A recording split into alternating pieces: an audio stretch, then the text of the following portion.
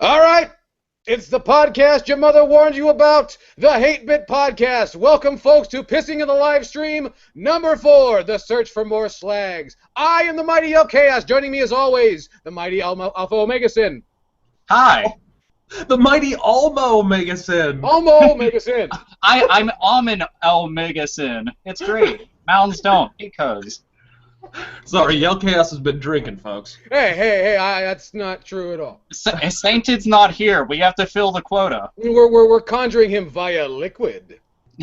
Also joining me, the ravishing Razor Fist. Hello, welcome to the only podcast where we can devote 3 full episodes to bashing the Xbox One and still be considered Microsoft fanboys. Yeah!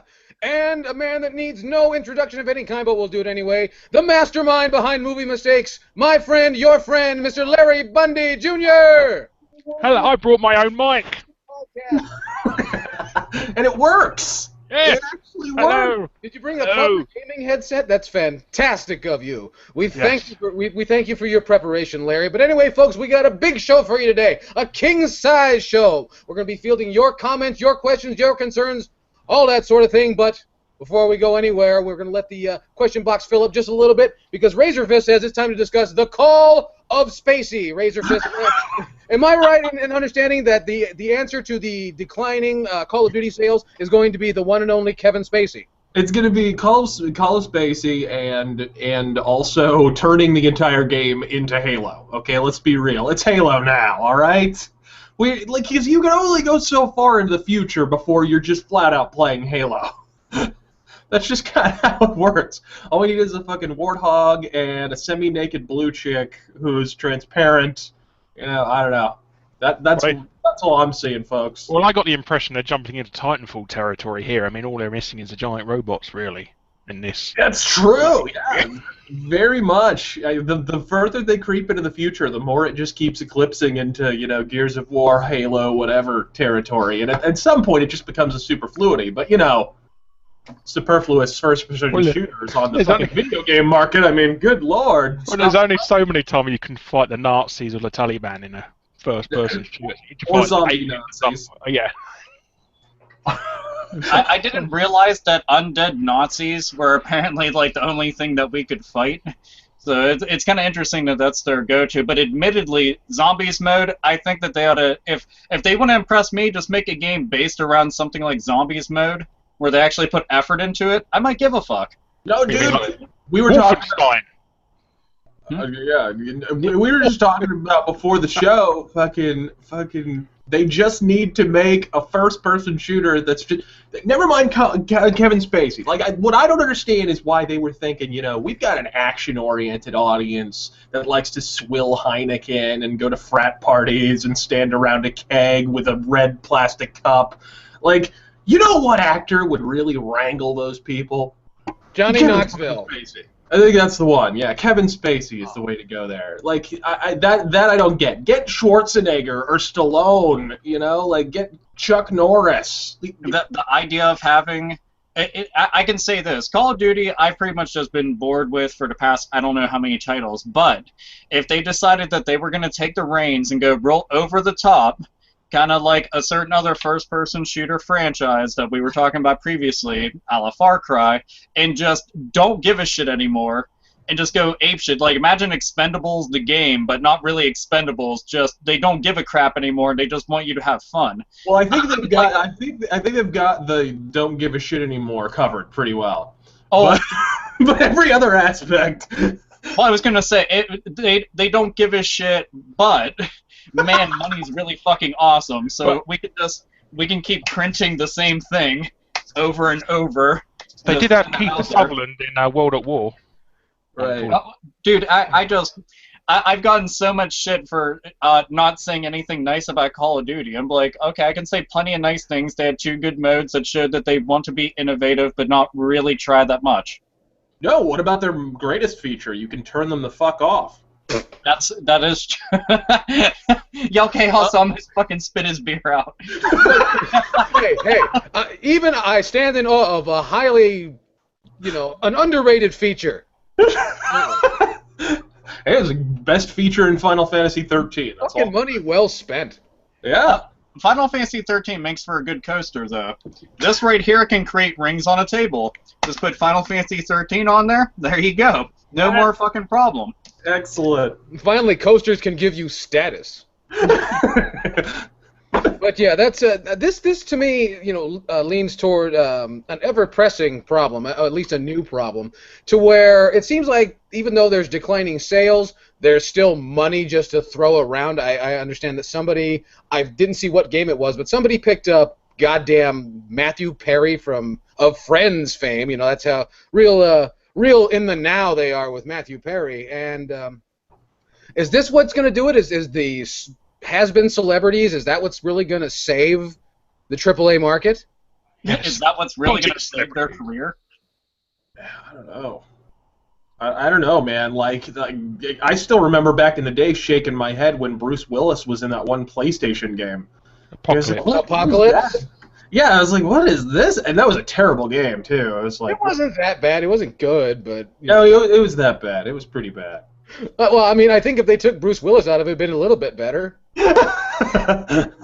He couldn't even games that were like based off his movies, like The Fifth Element is notoriously pretty bad too. The PlayStation game. I don't know. Hey, Die Hard Trilogy is really good. Okay, yeah, but Die Hard Trilogy is Die Hard Trilogy. Like that. That's just.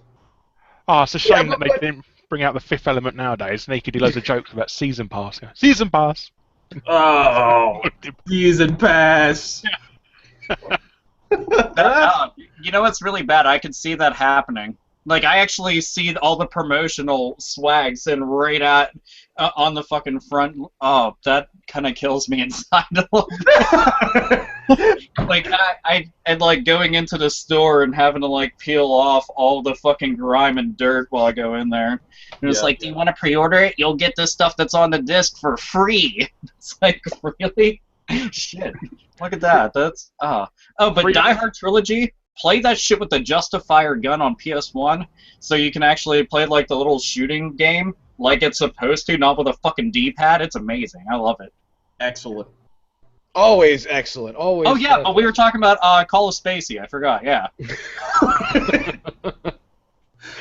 I really wish they were getting Kevin Bacon so we could call it the Call of Bacon.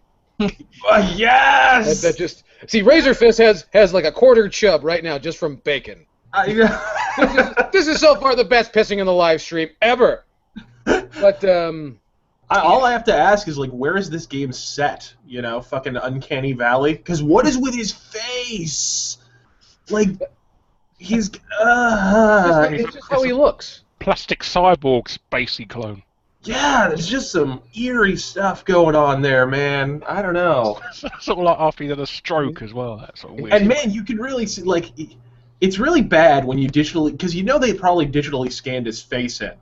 So it's like, you get to see just how much, like, pitted marble his face is now, Like, well, I mean, it could be that, or he could get the Jerry Lawler job, which is, face with saran wrap stretched over it. I thought Jerry Lawler's job was to collapse at the announce table into a I thought Jerry Lawler's job was to wear shirts that were more horrendous than all the Diva matches.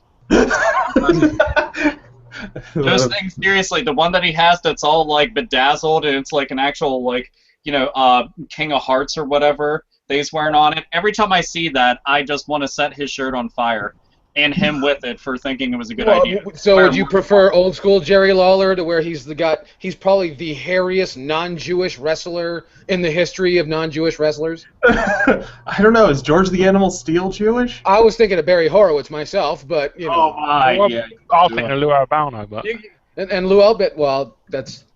See, guys, aren't you glad you joined us for pissing in the live stream? You didn't have to watch Extreme Rules because we got all the good stuff. No one's fucking watching it anyway. Yeah, for everybody that's like, what about Extreme Rules? I can already just tell you that you'll find out within a couple hours on Raw anyway, and on top of that, Daniel Bryan's going to retain the belt anyway because they'll never fucking give a title run to Kane ever in a million fucking years. So you're not missing anything. Well, and am I to understand? I don't want to get off topic, but fuck it, that's what we do here. Am I understand? There's only one. Now, Extreme Rules means no rules, right? Extreme Rules means it's an outdated title that they're using because they sure as fuck aren't going to shed any blood. And, I mean, when they put somebody through a table, It's just like Fatal 4-Way where nobody dies. Yeah, like there's nothing extreme about it. They're saying what is it? They're gonna have a cage match with Bray Wyatt and John Cena, and it's funny because they try to keep on building John Cena as this real extreme guy, and I don't think they have any fucking clue what extreme is anymore, or they're just trying to. Like, I think that, or they're trying to reinvent what I mean, it might be extreme to people who don't know that a table is a shock absorber. Yeah. So. Yeah. I don't want to rate or anything. If you want to see extreme, oh god, who was it? I'm trying to remember. I think it was Sheamus when he first showed up, and he like obliterated Jamie Noble right outside, like on the fucking floor. He like just like power bombed him. I can't remember who the fuck it was. I want to say it's Sheamus, but yeah, that was like Jamie Noble's last on-air match. But he looked like a fucking pretzel being just smashed around, just all fucked up. I'm like, I thought they were trying to literally kill him, like he owed WWE money. And they were like, no, teach this bitch a fucking lesson. Let motherfuckers know. Man, we'll fucking take you out in front of a crowd legally and get away with it. Oh, man. That shit was amazing. But yeah, and it's as if, like, they own all the rights to ECW, yet they're trying to say that John Cena is extreme.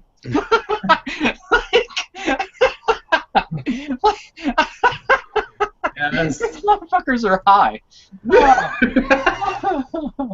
John Cena's too pretty. But anyway, yeah, so we're not missing anything, and neither are you by watching pissing the live stream over the Extreme Rules, which I understand one Extreme Rules match for the entire pay-per-view. Yep. Okay, so people pay money for this. Yeah. Yeah. No, they don't. You technically don't have to. You just pay the $60 for the 1 year WWE Network, and that costs the same as what they were trying to charge you for fucking WrestleMania. Which goes to show how much it was worth in the first place. Yeah. But anyway, moving on. We got a bunch of questions here. We got a whole. It's amazing. We got a whole bunch of people that want to know what we feel and how we think and so on. And I'd have to admit, poorly. But it says right here, Cena is extreme as a grilled cheese sandwich with white bread.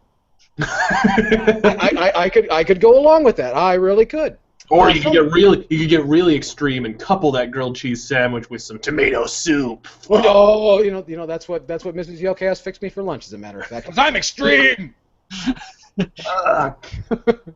Horror Punk 610 says Extreme Rules in ECW was called a normal match. Yes. Yeah, and you wonder why a lot of those guys are dead. No, it was considered like on the demure spectrum of a normal match, even. Demure? Oh, one of those. Oh, okay. Gotcha. Is Sabu there yet? No, fuck it. I'm going home. Let me see here. You gonna try and do that jump over the rope thing and break his fucking neck again? Or he could land on a fucking table and bust out all of his teeth again. He still does it. He still does it. He just does it here in Southern California for a lot less money. Yes. Let me see. Okay. Half a clips of Botchamania, that is. Oh yeah, dude, Botchamania is the shit. Anybody who's watching this right now, if you're into wrestling at all or used to be or whatever, watch Botchamania on YouTube. Shit's hilarious. There's so much funny stuff on it. But if you got a weak stomach, you might want to proceed with caution. Yeah.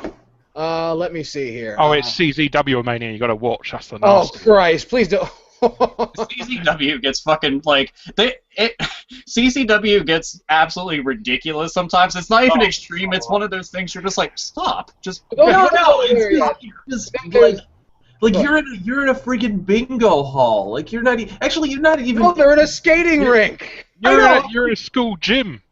Like WWF's former slogan used to be attitude, you know, and WCW's used to be like new blood and so forth. The tagline for CZW should be I broke my neck in front of 15 people in a fucking backyard. Yeah. I just like the fact every time they botch up a move, they just keep doing it over and over again until they get it right. And Yeah. I actually think that's Well, the that's worst what they do at wrestling television. They just call cut before they do it. Dude, to me, CZW is kind of like they basically roll in with a garbage can. They fill it up with those long light bulb tubes, and they're like, "Okay, I'm going to eat this and shit it out onto my opponent." Extreme. It's like, no, this isn't wrestling anymore. Yeah. I almost turned myself into a quadriplegic, and all I got was this lousy CZW contract. They've had lawnmower matches where they fight each other with lawnmowers that are spinning. Yeah, well. those are the ones that get nearly decapitated, and then they get like $25 and a hot dog afterwards.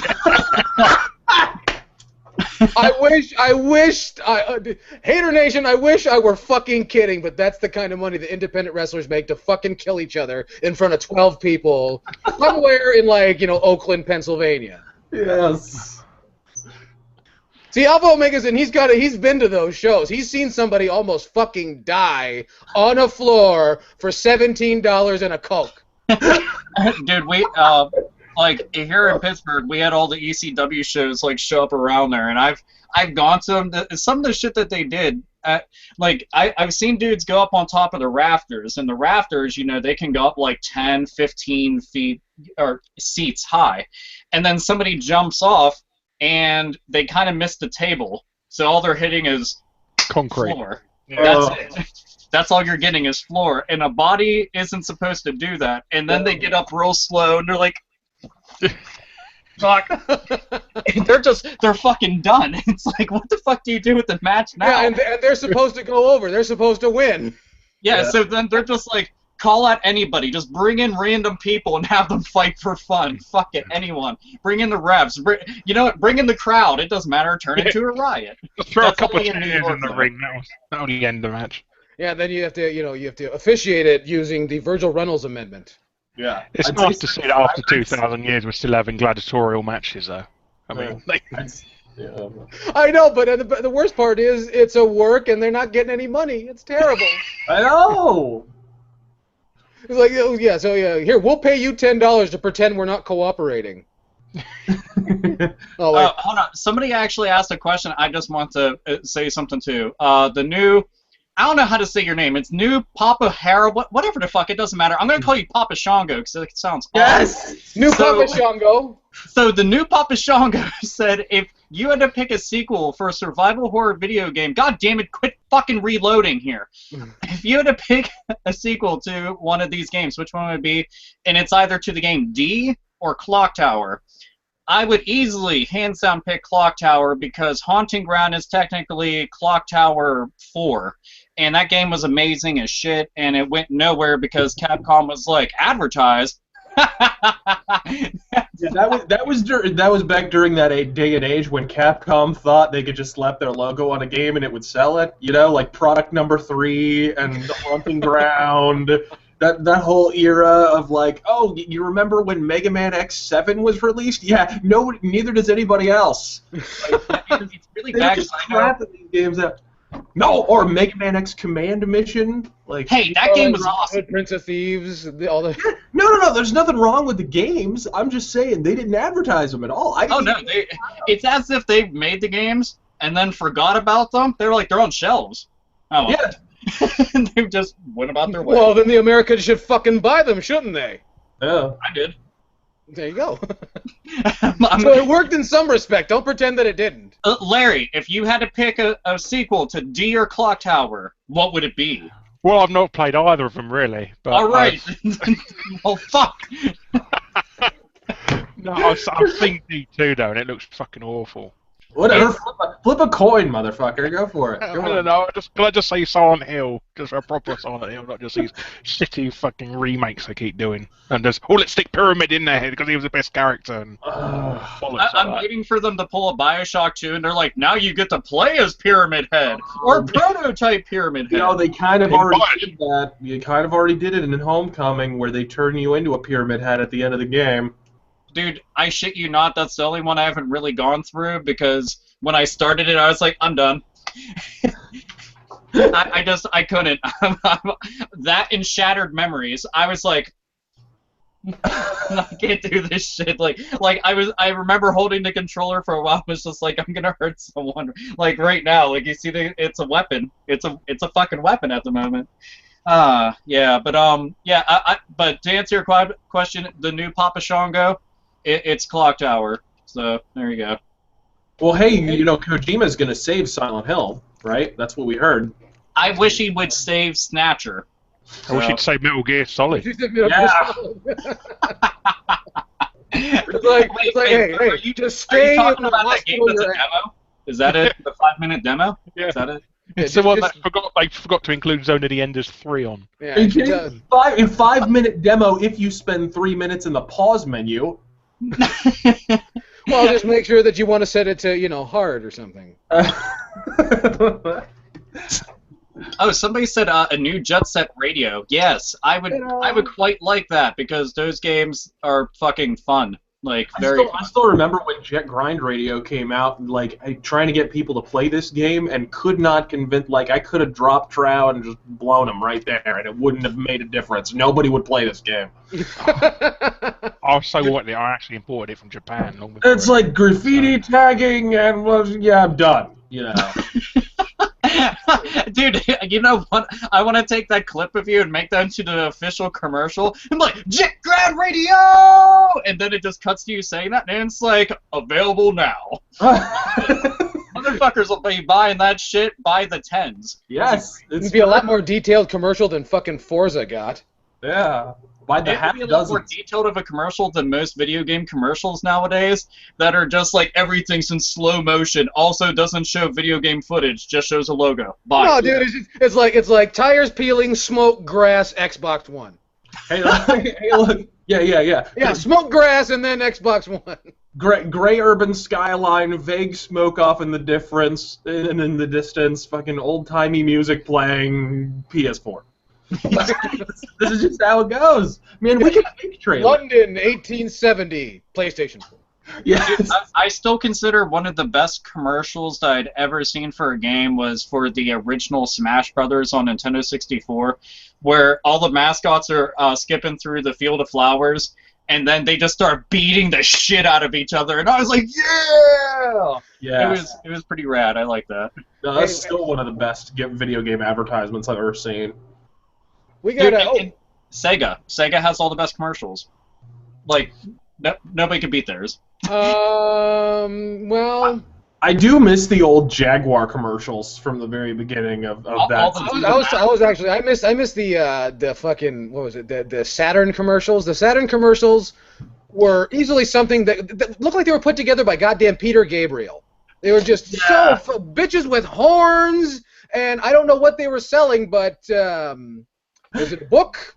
Kind of like the beginning of the GameCube, dude. You remember those arts? GameCube was pretty not quite to where the Saturn got though, but GameCube, I still remember that first GameCube advertisement. I was like, is this a Marilyn Manson video, or like there's a random chick with black hair in a white room? Like what? Well, and there was a massive departure from what they did to advertise the N64. If you remember the video cassette you could get from Toys R Us or whatever, and it was an in-depth interview with some asshole you've never fucking heard of, working on some game that's just plain not going to come out, and it was like, yes, and here in Simi Valley, this is my couch, and shit like that. So they had to mix it up somehow. Larry, do you happen to have any favorite game commercials? Because I know that you might actually get commercials that we haven't seen. They got way different commercials over there. Oh yeah, they when Acclaim was around, they used to do really weird shit in that. Like they offered to pay anybody's if anybody's got a relative that died, they'd give them pay for the whole funeral and the headstone as long as they advertise the new what's that name? What's that game they released? Shadow Man. If you put a big advertising for Shadow Man if you put Shadow Man on the headstone, they'll pay for it all for free. That would have been a lot cheaper than a funeral too. Yes. Dude, I did not fucking know that. You have to message me with the info for that because that's fucking awesome. Yeah. And Shadow Man, I still remember that game was butts. That game was terrible. Well, the other sequels, they're going to be that bad. So. Yeah, well, that doesn't mean just because people bought it doesn't mean it was good. It was popular. Come on, how many fucking Godsmack albums are there? Jesus Christ, come on. And keep in mind, I was at the dollar store earlier because I had to go pick up some stuff, and they had a bin with CDs in it, and it had Creed's greatest hits. I had a good fucking Wait. That track's got to be like 3 tracks long. Dude, no shit. I was like, is this just like a blooper reel or something?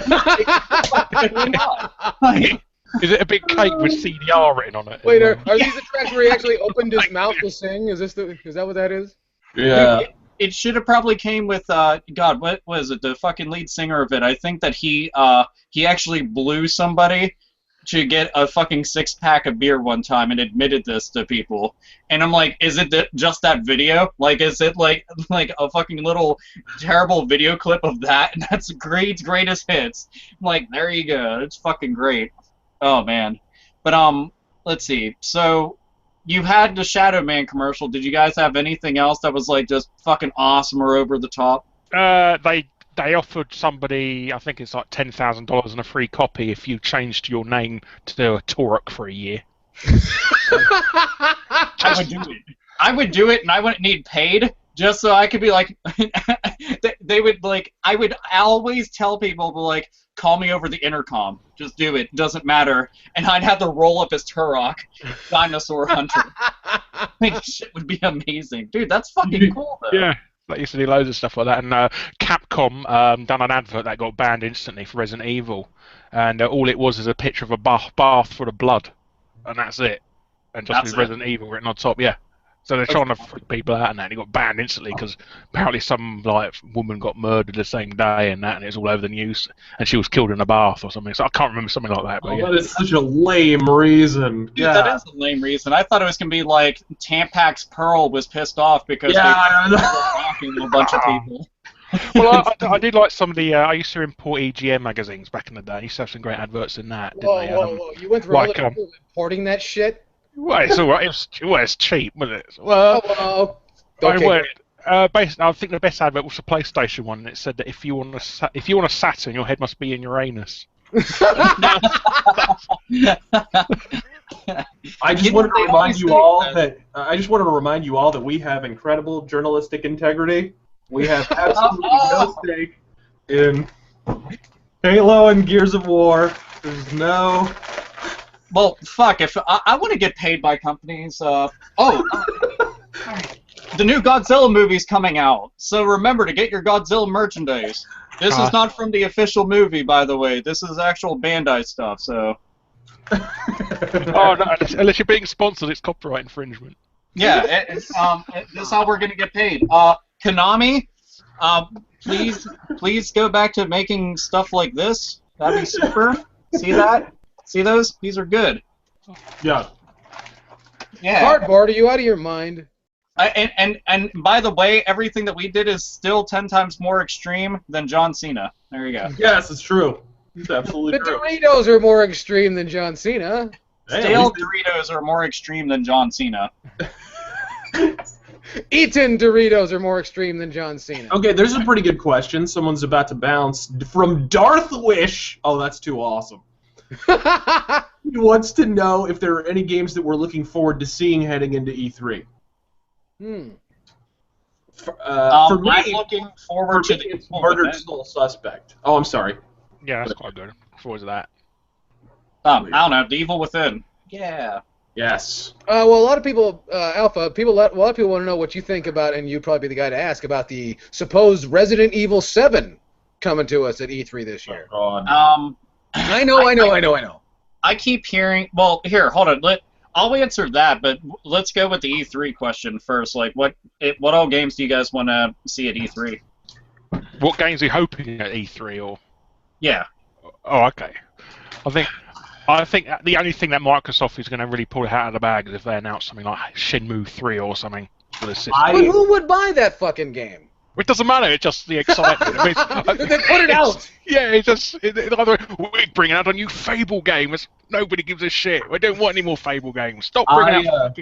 I strongly suspect, as a huge fan of this series, probably my second favorite video game series, that we're going to see a teaser at least for a new Deus Ex. I think we're going to see that. Because Elias Tofakes is the voice actor for Adam Jensen, is on Twitter saying he's doing a lot of voice work for a project he can't talk about.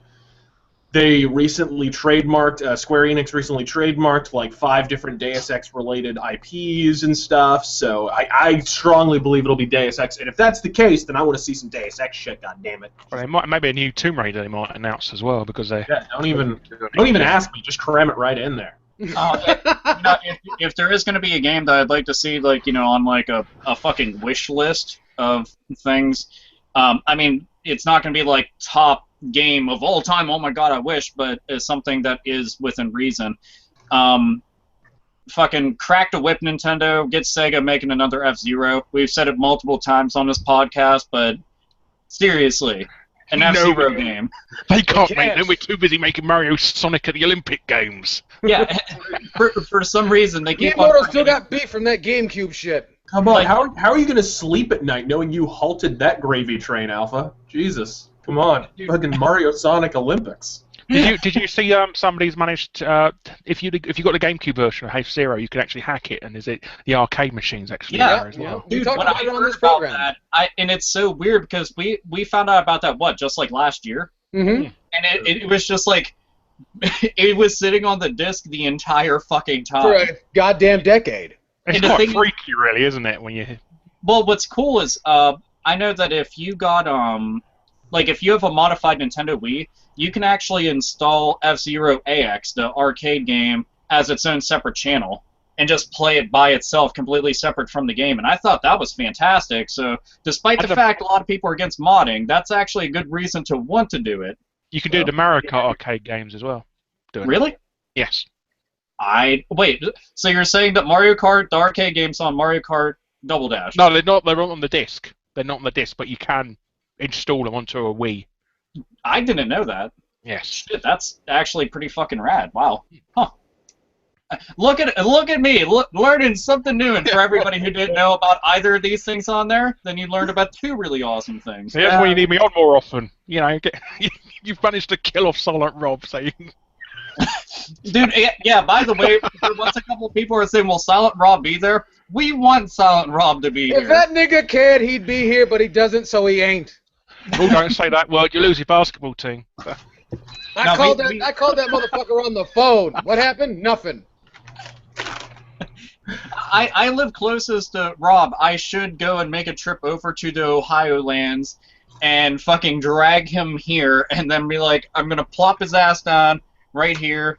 This is the outline of where Silent Rob should be, and then we could banter and talk. He lives a couple of miles away from the R8 Gamer. Wow, that must That's real. Yeah. Oh, that's fucking hilarious. I wonder if you could actually find him, but kind of like a breadcrumb trail, but it's just Skylander toys everywhere. just a failing number in subscribers. I'm telling you, dude, this guy is the new Carmen Sandiego. It's fucking incredible. You can't find him anywhere, right? He's fucking stealing the pyramids. I don't know how. Oh, so the other thing was you said about Resident Evil 7? Yeah. Yes. Okay. Resident Evil 7 has like a stupid amount of fucking rumors going around about it. As a matter of fact, I got asked to make a video about it, but I just haven't gotten around to it because I'm saying like I have 9,000 other fucking videos to make. But the rumor right now is that the fucking chick Alice from the movies is going to be in the game. Oh. If you ever want to see me lose my shit, that's gonna be the straw that breaks the loyal camel's back. Yeah, come on. Okay, let's just. Do you have any idea how hard it is to get me to hate the sight of Mila Jovovich in latex? Multipass. Like, do you have any idea how bad a movie has to be for me to hate Mila Jovovich running around with guns and, like, skin-tight latex and a fucking bustier and shit? Like, that's how bad these fucking movies are. And you're gonna try and put her in the fucking game now. Jesus Christ! Like, what? The worst part about it is the only thing I could see her character fitting into that's Capcom related and making any sense is that fucking game PN03 on GameCube. That's what she looks like now, dude. Yeah, that's the only thing her character and herself that would fit into. Or if they decided that they had 1 week to develop a Devil May Cry game, so then they just make that because it would be of the same exact quality. Your cat away, by the way. Yeah, she jumps up on a chair the entire time. By the way, everyone, I had my actual cat sitting on my lap, and then my brother's cat behind me, and I look like the crazy cat lady, but I'm the crazy metal cat guy or something. I don't know. I don't have actual demons, so yeah. Pussy Riot. Yeah, King of Pussy. But it's just one of those things.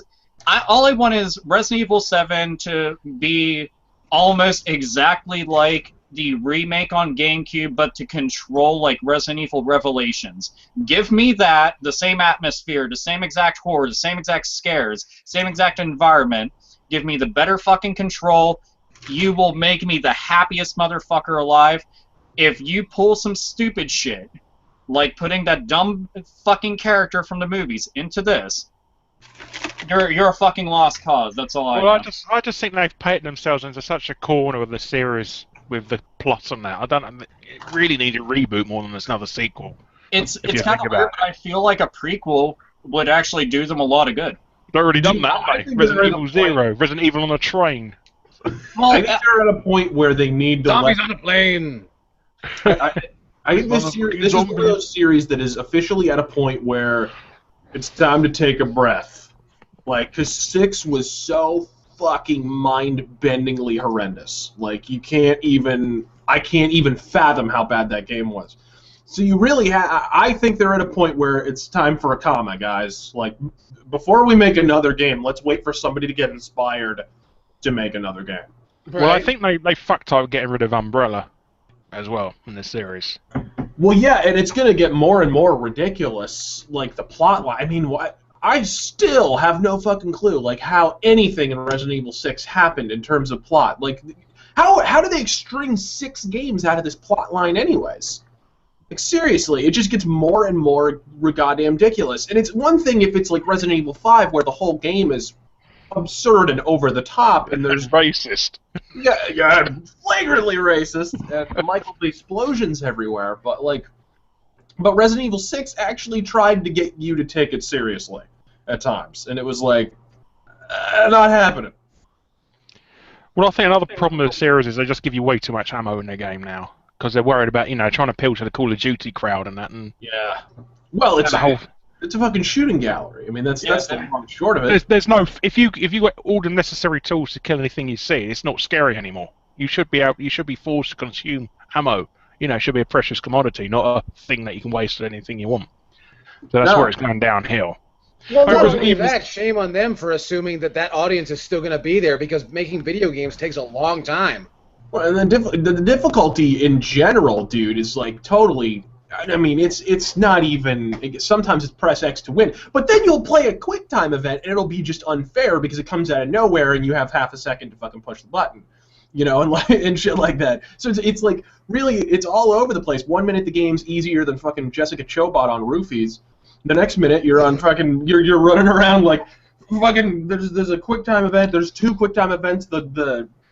I don't know, wiggle the stick. Oh god, I hate the wiggle the stick QuickTime event at the bottom of the screen. The whole thing there's no balance. There's no.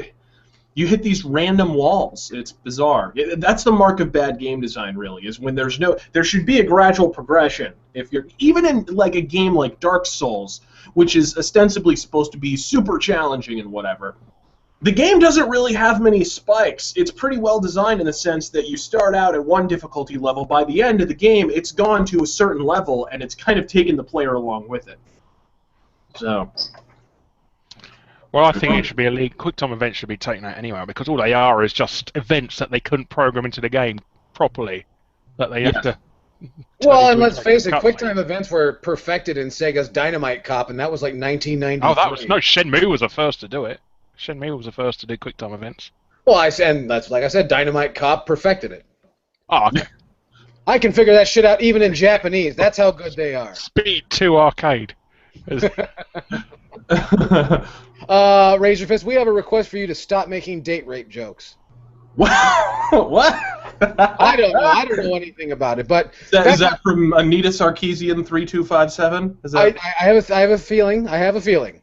Speaking of feelings, wait, that's not gonna. You can't go date rape and then say feelings. So we're just gonna switch right back to E3. Something that's important for me is there's been a lot of teasers. There's been talk, and nothing confirmed, but there may be a new Metroid game on the horizon, and a lot of people don't think that's a good idea, and a lot of people think that's a good idea. Both of those opinions having to do with Metroid Other M. So I think that's interesting, that, you know, one questionable game in the series and everyone's ready to jump ship. And I shouldn't say everybody, but well, it's just a really unconventional situation with how Other M got made, with a third-party company and everything. And you kind of knew with that particular team and that particular publisher, it was going to be very, very, very different. And it was Nintendo trying to do something different. I don't know why, because, I mean, Metroid had been selling really well up until that point. It wasn't like this was a situation where the series was beginning to flag or anything.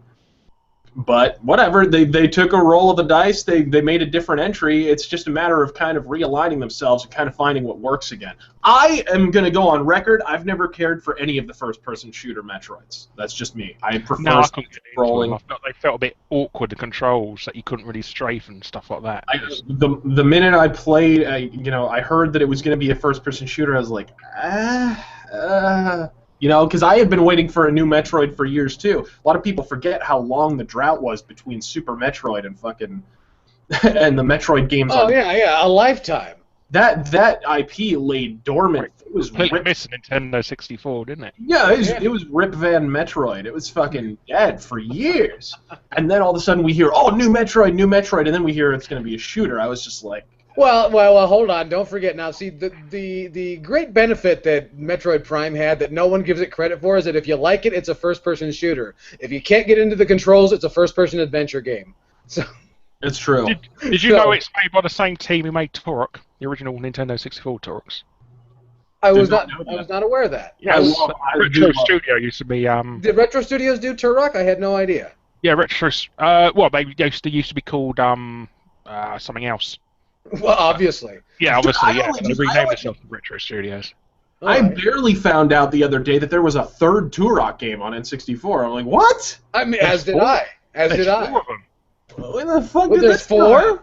Yeah, there was a multiplayer only one. There was and multiplayer Rage Wars. If I could just call your attention to Alpha Omega Sin with his white fluffy cat, you are a monocle and a moon laser away from being a Bond villain right now. He's a bracelet away from being Dr. Claw. Yeah, I was gonna say, yeah, I need the fucking gauntlet like Dr. Claw and shit. I'll get your gadget next time. After I pet my kitty. Yeah. Always pet the kitty first. Expect your gadget. That was fucking everybody. Perfect. Get you next time, Inspector Gadget. Next time. Okay, so here's the deal, Larry. You have to talk like that the entire live stream. I'll give it 10 minutes before I start coughing blood, though. And we'll be thankful for those 10 minutes. Let me see here. But back to what we were talking about at E3. Titanfall 2. Dude, you should make that into a commercial. Okay, wait. When are you gonna do movie mistakes for the Inspector Gadget movies? Probably never, because they're shit. Well, but look, I should never do Inspector Gadget movies. Are fucking awful. Out there, they fucking Matthew Broderick, fucking useless. And French Stewart. From the front, yeah. French Stewart can suck my dick. Dude, it sounds like you're gargling hot coals from a grill. Yeah. Awesome. Are you trying to do Tom Waits? No, that's the claw. Okay. Not the hoodie claw. I'll get you next time in Penelope's pit stop. I'll get you next time, Penelope's pit stop. Next time. That reminds me. Wacky Races on Nintendo, like 8-bit Nintendo. That's a fun-ass game. If you can find it, you should play it. And if not, just go the cheap route like me and download a ROM. It's a good game. You should have a look at the unreleased Genesis version as well. It's got like 3D graphics, early sort of CG. It's a bit very Mario Kart-like, yeah. Huh? I didn't even know. Damn. And it's unreleased. Yes, it's got this sort of Mode 7 type thing going on with it. It's never released, yes. Is this all you have me on for? It's just making you That's go silent. That's precisely what it was. And New finding out information. I think it's kind of cool because you bring up stuff I'm like, I didn't even know about this. See, for us, Larry is like this well of knowledge and shit we just didn't know about. Finally having English people on this show is paying off. Hold on, somebody in the comment section made a hashtag of date rape, and I just have to. Wow. Well, I mean, look at the bright side. At least you're buying dinner first. That helps. It softens the blow. And by the way, now that I have mentioned a hashtag, I am officially Michael Cole. And, no, wait, don't forget to tell them about the hate. Don't forget to tell them about the HateBit app. Yeah. Oh, and show everybody how to use it very slowly, and then fuck up several times while doing it. Yeah, you can browse. You can browse through our Slags store. Yeah, and you get a blue screen while you're at it. Let me see here. Larry, it's being requested that you do the rest of the show with the Dr. Claw voice. Oh, doesn't it get annoying after 10 well, seconds? I know. Well, it's late there. Leave Larry alone. Oh, okay, I'll do a bit more if you want, but... No, well, you don't have to if you don't want to. I won't be talking to anybody for about a week afterwards, but... Gonna delay all your videos. Let me see here. You're watching a hate podcast. Dude, we might actually have to record that just so we can use it as part of the intro. I think that'd be fucking awesome. Let me see here. Now everyone's just talking about Alpha Omegason's cat. I mean, Loki is a bad motherfucker. I talk about him a lot too. He's amazing. Let me see here. I'm trying to find something because everyone's just talking. While you're looking, I'm gonna ramble and say some stupid shit that nobody cares about. So I found Loki when he was a baby kitten. Literally could fit in like the palm. A baby kitten as opposed to an adult kitten. Well, the ones that just won't leave home. But he was outside of a library. Keep going through your refrigerator. I didn't have the internet back then, so I needed to go to the library to get internet, and then I heard meowing, and then I went out there, and there he was, and he hopped in my hand, and I took him home, and here I am, like 7 years later, with my cat. Cats are amazing like that, aren't they? Yes, they choose their owners, not the other way around. Yeah. Well, yeah, true. The fact of the matter is, if you're a cat owner, you don't have a cat. A cat has you. That's true. Yeah. And they'd kill you if they could operate the can opener. Well, they said did you ever see that Life After People show off on Discovery? I heard about it and didn't see it. What about it? Okay. Well, basically, they said that if every human on the planet disappeared, it'll be cats that would take over the Earth. There's plenty of them. I was going to say, technically, we've already gotten to play a simulation of that through the game Tokyo Jungle, which honestly is kind of a fun game. It's repetitive as shit, but it's just so fucking random. Like, I had a cat, and I took down a moose, and it was awesome. Okay, I felt accomplished. Okay, I think this is important. Larry, they are requesting that you say the word date rape in your Dr. Claw voice. It's time for date rape. Money well spent right here on the HateBit podcast. I like it when they lie still. Okay, someone is asking about classic JRPGs, about Bravely Default Success and what we think about the classic JRPG. I already shot my wallet on this on all over it. You did everywhere. But how about you, fine folks? I know Carrie Martel must be crying then about the return of the phrase. So. I'm sure he is. And I'm sure his 12 subscribers are guessing it. Not all of them, just most of them. All 12 of them? Yeah. His 12 dupe accounts. But anyway, So, Larry, we haven't gotten to hear you yammer on about some JRPGs. Oh, I'm useless at though. I don't really play them, to be honest. I think the last... I can't remember the last one I played. Seriously, I'll buy them. I buy them, but I don't really play them. I don't know why. Oh, well. I think most of my games most of my games are developed either in the US or the UK. I don't know why. I'm just They boring. still make games in the UK? Amazing. They do, yes. It's rare. They bring out all that shovelware for the Connect. Yeah, he doesn't. whoa, yeah, and then all that stuff, and before you know it, Star Wars. You don't buy Japanese games, Larry? I don't know. That viewpoint. I bought Persona. A little bit slanted. I bought Persona. I brought Persona 4 Arena the other day because it was in the bargain bin, but if that counts. Dude, I haven't even touched that. Like, I'd like Persona 4, but I haven't touched that because, frankly, I'm kind of reserving myself for the next Guilty Gear.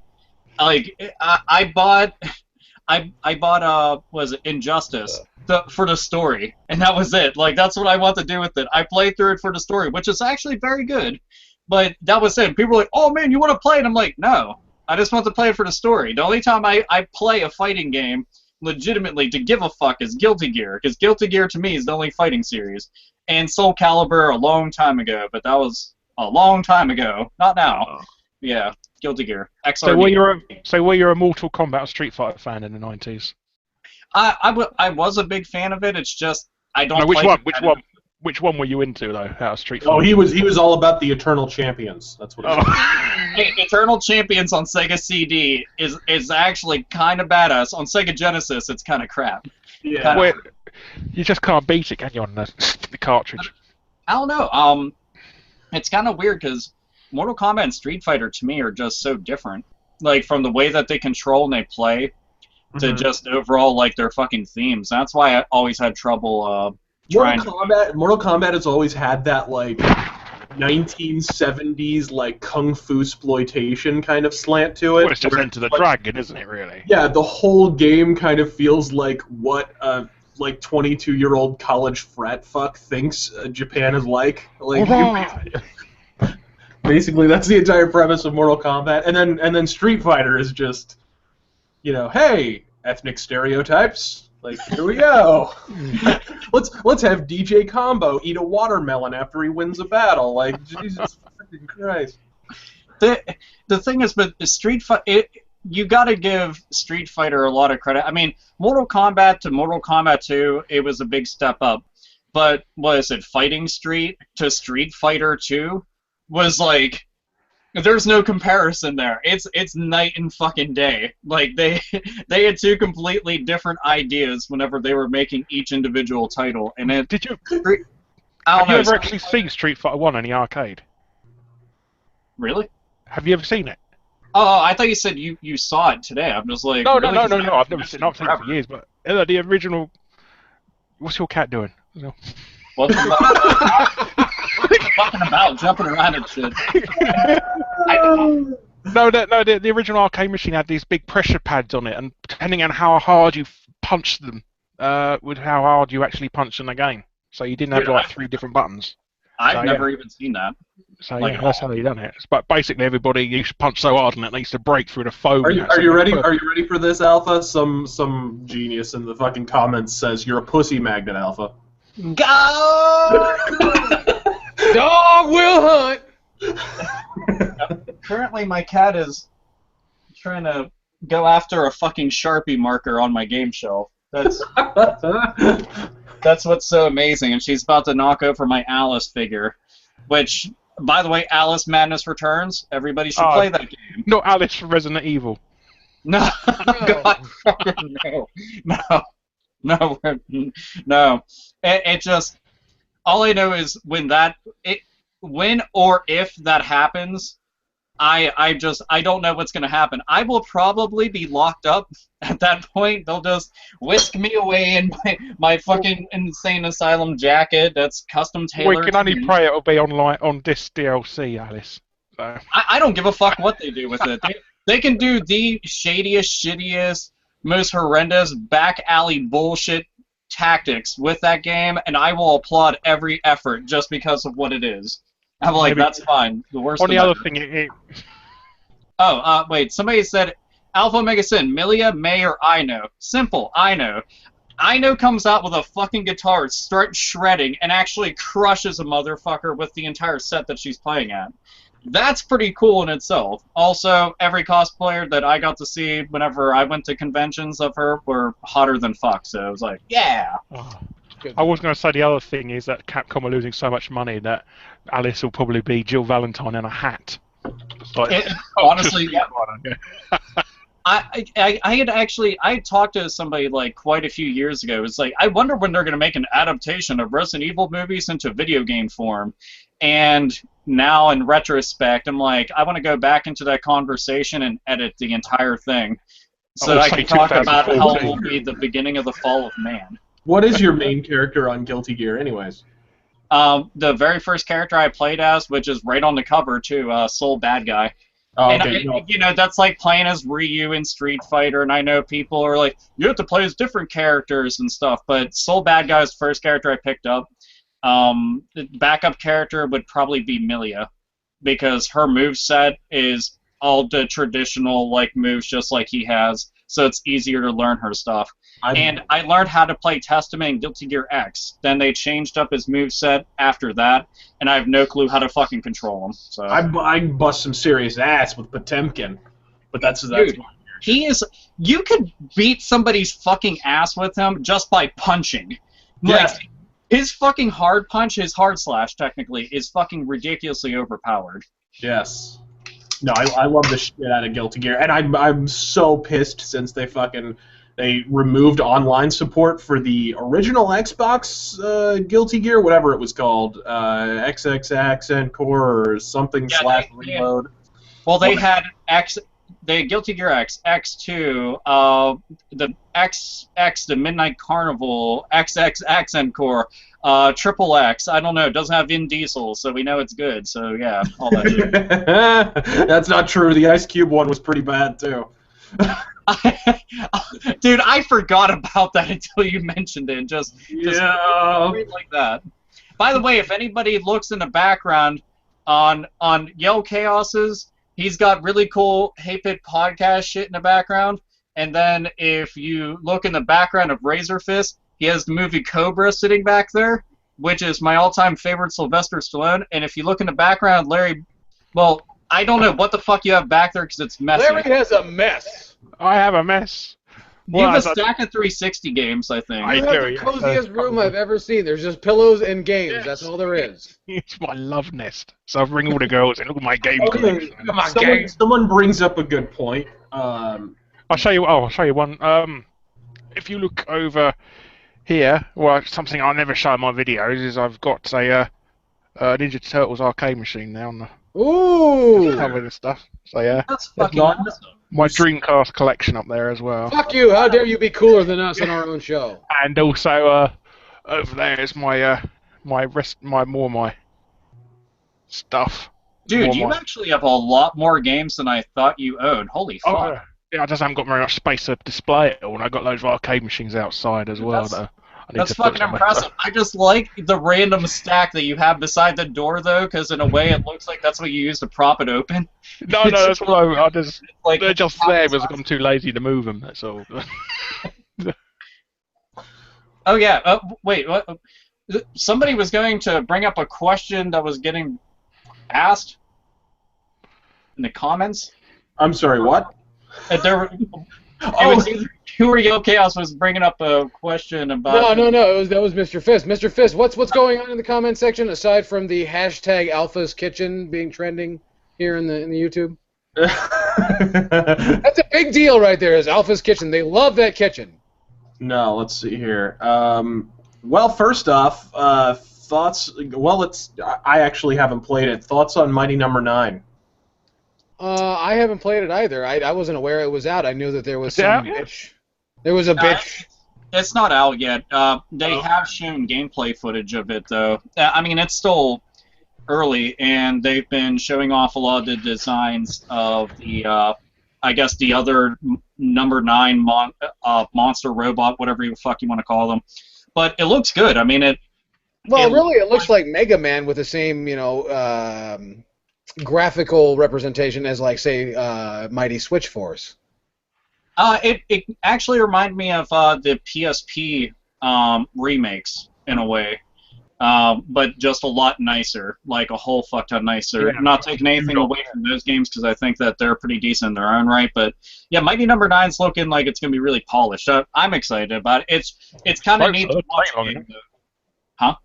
I said they're taking long enough to make it, so hopefully it'll be polished. Yeah, there's so much fucking drama around a game that may or may not make money. Well, it already got my money, so it doesn't matter. Well then. I shall look forward to getting off BitTorrent. Unfortunately, in keeping with tonight's theme, Alpha Omega Sin likes to pay in rape dollars. I like to wait. What am I raping? he pays in rape dollars. Oh well. Well, that's because he has more rape dollars than anybody else. Wait, hold on. Let's dive into the magnificent wallet of Alpha Omega Sin. You gonna show off the rape How much wallet? money he has. I have, as you can all see, $6. So, $6 rape dollars. yeah, Count them 6. so, if any of you are wondering, don't work at a bank because it's not as great as some people suggest it to be. You could get a much better McDonald's of that. Dude, this wallet is fucking like seen better days though. Like the entire thing is coming apart at the top. It's all cracked here. Like it's literally falling apart. But I mean, it's a Legend of Zelda wallet, and I like it quite a bit. I have $1, so I'm making it rain. How many rupees can you fit in it? I could probably fit a lot. I mean, considering there's no money in there, there's lots of room. That means I could fit tons of shit in there. That'd be great. I have a token from Family Fun Center. I have Dave and Buster cards. So the next time I go That's kind of the same thing. I go back to Dave and Buster's in like 15 years, then I can get more points on there. Yeah, that you can pay money to play Fruit Ninja. Fuck that game. That shit. Every time I see that they have fucking mobile games in an arcade, I'm like, this shit's free on your phone. Why the fuck are you gonna pay to play it? Okay. Goddammit. So someone brought this up. What are all of our thoughts on Watch Dogs? Because that seems to be the big one that everybody's looking forward to. My thoughts are that game should have come out 4 fucking months ago, and I'm sick and tired of hearing about it. I think they've given us way too much information now that you Yeah, don't give a shit there's about no it anymore. mystique left in this game. Yeah. I've pretty much played the game already. All it is Assassin's Creed set in the modern times, really, now. Yeah, and yeah, exactly. And it makes you more paranoid about the world you live in. Well, you know, and I basically, and I hate to say I told you so. No, I don't. I love it.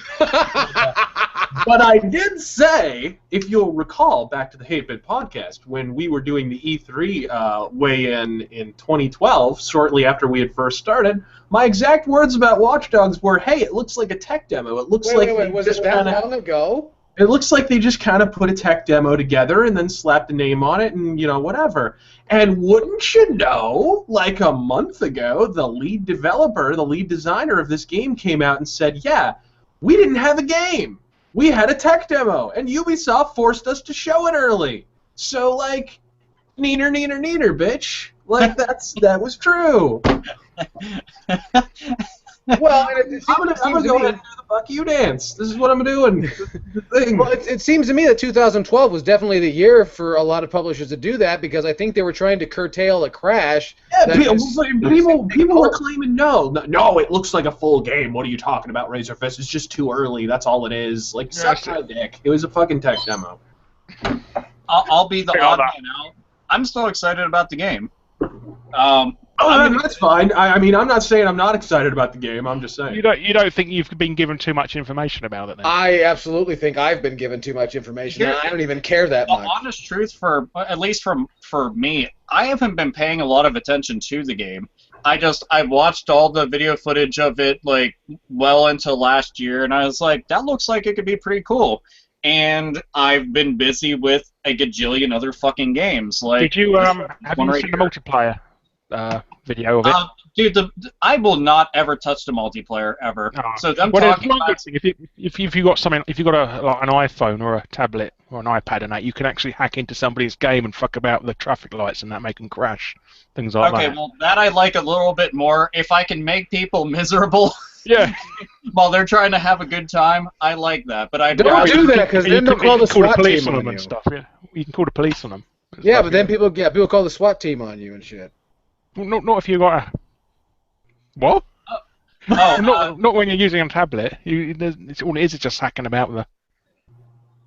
Somebody had brought up Logan D. Kari. Sorry, I don't know. I'm just going to say random things. But Logan said, thoughts on Metal Gear Solid Ground Zeroes? Well, the fact is that our podcast is going to go on for more than 10 minutes, so I don't know what else to say.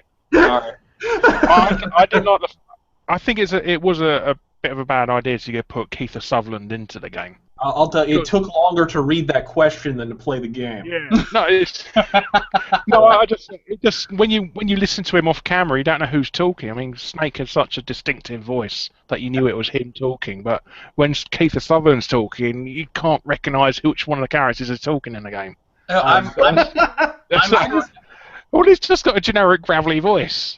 Well, so does David Hayter. Let's throw this out. He's got that sort of twang. He's got that twang on it, though, hasn't he? David Hayter's performance in Metal Gear Solid has always been cheese dick and cartoony and like ridiculous. And I'm not saying Kiefer Sutherland's an improvement.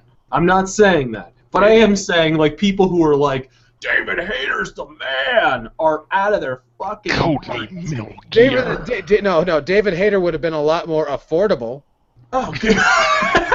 Yeah, he probably would have been. And you would have got virtually the same results. Yeah, pretty much, yeah. It's like, I prefer Nestle chocolate over Hershey's. Okay, fine. Viper Chief 117. Damn, why do people just add numbers at the end of your names? Just pick a new name. They want to run it out there. It's their PIN number on their credit cards, in case they forget. So, oh wait, damn it. It wasn't even for Viper Chief. I just said his name and then fucked with him by accident. It's actually Kenny Anderson, who said, "What are your thoughts on remakes of games?" I'm sorry, Viper Chief. Anyway, remakes of games, I think it's kind of interesting because we're starting to get a little bit more of them now that, so many generations have passed. Mm-hmm. And after I've seen something like DuckTales Remastered, we've seen Metal Gear Solid: The Twin Snakes. We've seen the Resident Evil remake. My brain's fucking. The Fable Anniversary was pretty good too. Castle of Illusion come out last year. Fuck, I even played that too. That's Perfect Dark HD was really DuckTales Remastered came out. Well, that was just an HD. That's an upscale. Oh, there's I brought them up earlier, but they had the Mega Man remake and Mega Man X remake on the PSP, both of which were pretty good.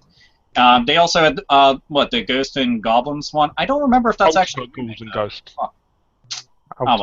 Yeah. And then one of the most infamous ones out there, and one of the very best, Super Mario All-Stars. Bam! Well, naturally. Every kid owned that shit for SNES. Every fucking kid. I didn't. You're a piece of shit. I was poor, man. Dude, it was free. It was free. What is wrong with you? How the fuck can't you afford free? Nobody gets that poor. Even here in Pittsburgh and all the bad parts of the neighborhoods, we don't get that poor. Yeah, well, apparently you haven't been to the desert communities of California. We were very poor. He was too poor to afford Uniracers. You know what's funny is, that's a matter of fact. There was a guy that wanted $5. I wouldn't give him $5. For Uniracers. I told him 3. He wouldn't do 3. I said he wanted 5. I said no. There's another remake that I actually want to play back through soon. It's Klonoa, the remake of the original Klonoa, Door to Phantom Isle on PS1. They remade it for Nintendo Wii, and Can I just say up front that Klonoa sounds like the name of a female body part? It is. Actually, it sounds like some sort of sexually transmitted disease. Just throwing that out there. It's part of the slag bag. Yeah, watch out for that Klonoa. If it gets on you, you're in deep shit. But I don't know. Any other remakes you guys want to toss out there before we move on? Well, recently a lot of fans have been making remakes of stuff. There's been a lot of like community-made remakes. The stuff with the Deus Ex New Vision, the New Vision mod, which is like almost like a full remake because it literally replaces every texture and a lot of the actual what are they called? The meshes of all the characters and stuff. It replaces a lot of that stuff and runs it. It actually changes up the renderer of the game. It actually runs it in a more updated renderer, so the graphics look even better, and it's supported on higher displays. Oh, it's a bit like Halo Anniversary. Yeah, and then the big one that we've heard about recently is the fans are trying to put Morrowind in Skyrim's engine. So, and I forget what it's Skywind or something like that, but which sounds like the name of that one Europe album. But anyways, You mean the other Europe album? Stormwind. There we go. That's a good album. There's Black Mesa as well. Somebody. Or is that on Wings of Tomorrow? The song is called Stormwind. But anyhow, fucking that. I can't believe you're splitting hairs over a fucking Europe album. Well, come on, man. It's fucking Europe. But anyways, so yeah, this freaking Morrowind thing in Skyrim sounds fucking awesome. It's really cool. The fans, slowly but surely, are starting to pick up the slack where the industry is just kind of shitting the bed. Because there haven't been a lot recently. And then they get a cease and desist order. Yeah. Oh, dude, that happens so often on things that somebody brought the Resident Evil 2 remake. That's something that they're actually doing right now. There's more than one going, which is kind of interesting, but it always bums me out. Like the biggest one that always comes to mind is Chrono Resurrection. Yeah, where they had Chrono Trigger. Yeah. And then it was running on GameCube hardware, and the GameCube was no slouch. Like, it was a bad motherfucker in its heyday, and to see Chrono Trigger done up that way, and I mean, we're talking about a small team that you can fit in a fucking living room of just fans. That's it. Not expecting money or anything. Yeah. And Square Enix, being geniuses, decide to shut it down instead of just hiring them on or running with the idea. Square Enix has been doing that like crazy, though. There have been little, especially where Final Fantasy VII is concerned. There's so many little fan projects and so forth that fans will make that is nothing. It's not taking any money out of Square Enix's pocket, but what it's doing is keeping their IP relevant while they're completely ignoring it. Yeah. So it's like, I don't see why they can't pick it up and release it officially. Yeah, like, that's what I mean. Like most of these free money, it don't cost them a penny to do that. Yeah, like let's call a spade a spade. Most of these people are more talented than the blithering hacks in fucking Japan that made Final Fantasy 13. That's just a fucking fact. Well, see, the main problem with them is that if they see somebody's making this, and I guarantee it's probably a fucking ego thing, where they see that a group of fans, what they would consider to be fucking underlings, just consumers. That's it. The ones that fatten their wallets, doing what they do professionally for a living, taking their own stuff and then doing a better job with it. To them, doing it for fun. Yeah, and they're putting it out just because they are fans. They take it as a slap in the face. To me, I'll always know that there's going to be somebody better than you out there, and that doesn't take anything away from you.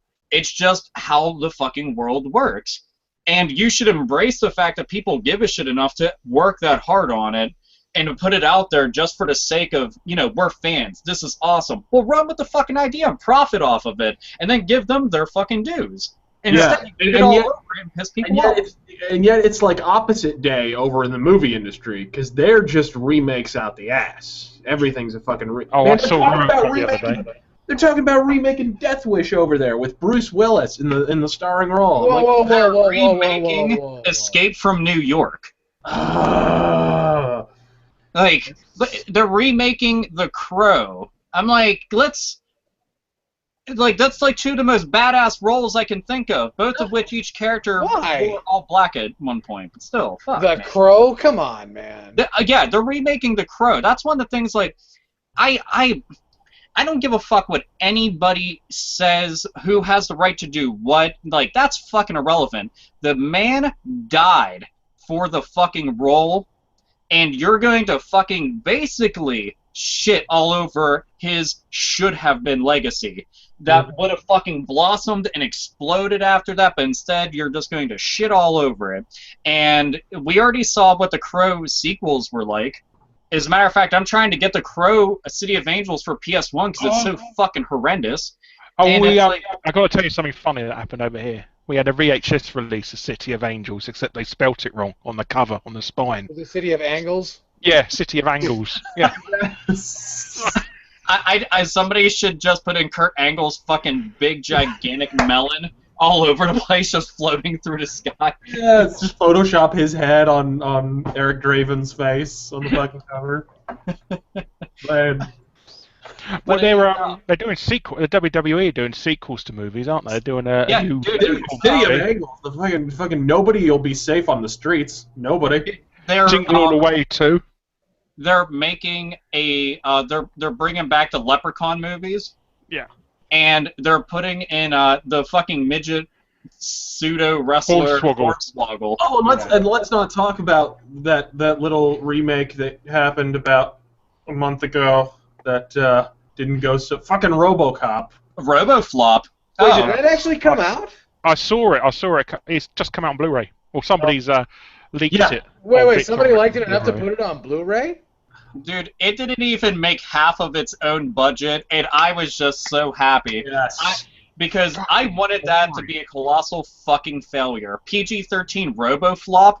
How much more flaccid do you want this dick to get before it becomes an innie? I just don't fucking... How much more flaccid are you willing to make it? I know. He just wanted that mask he wears in the movie, just so it's like the live-action version of the Tick. Really, doesn't he?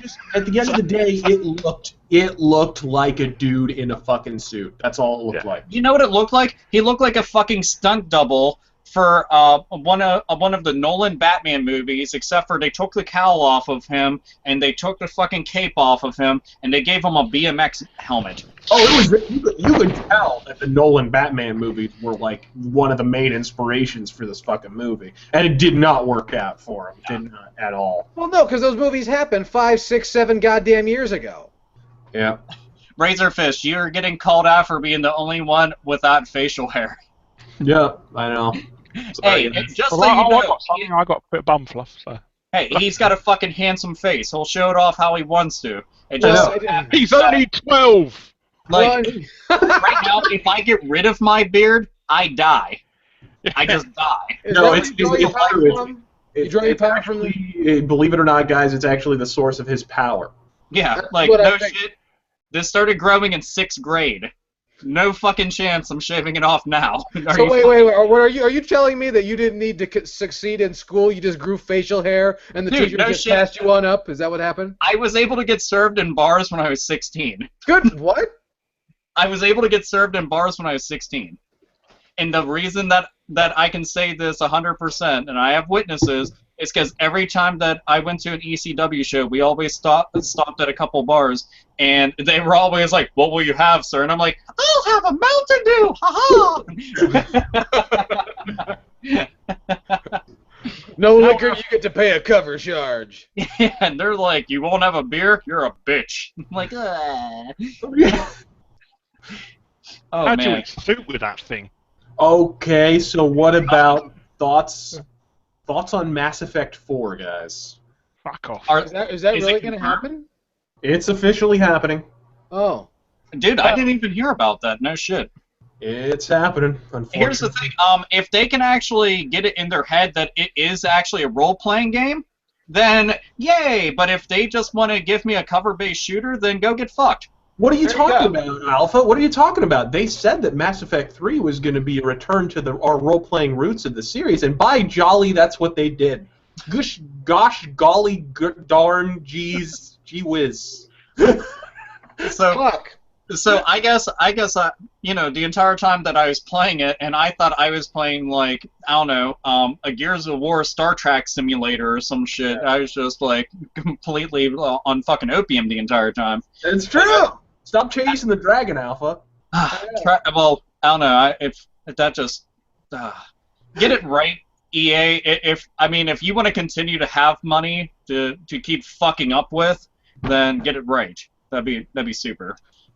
You need all the fucking IPs that you can get, I assure you, because you're already driving fucking things like Need for Speed into the ground.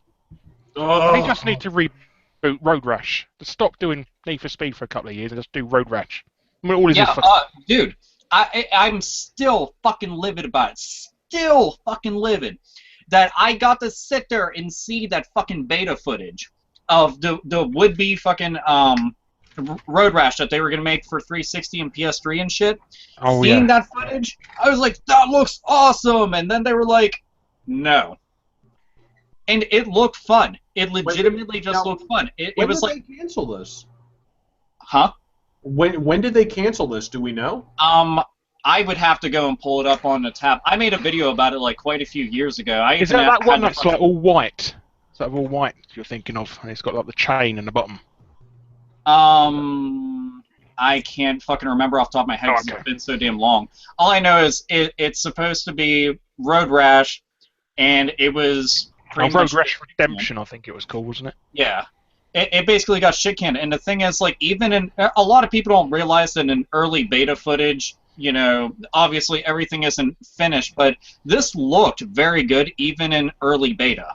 And that's saying something. If you can look good with just the foundation intact, you know, it's smooth sailing from there. Electronic Arts apparently didn't feel that way, so they just fucking got rid of it. And I don't get it. I don't. Because I would play a game like that to death.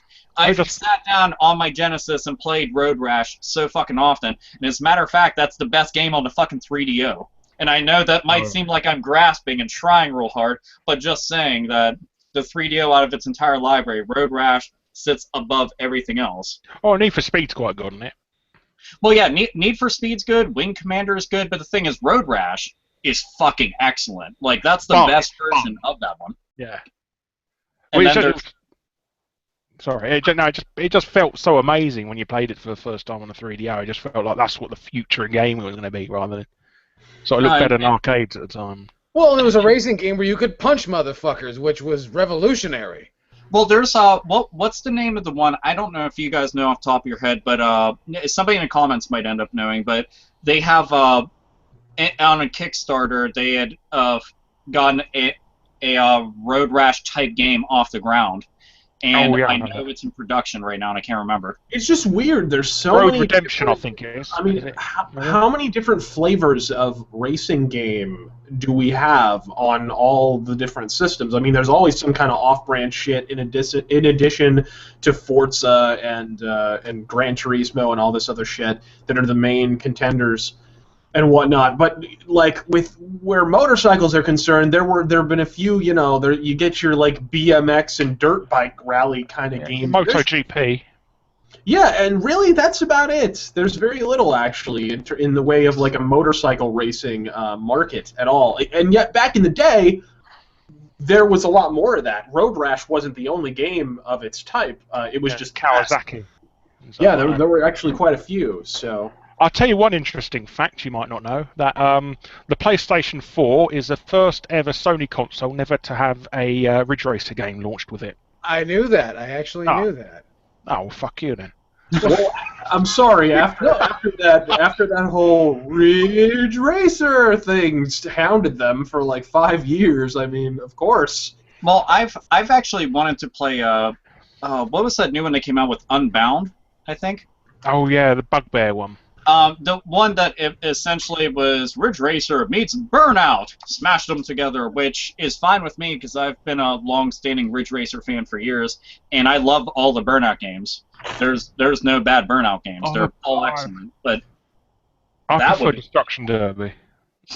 Destruction Derby is a lot of fun too.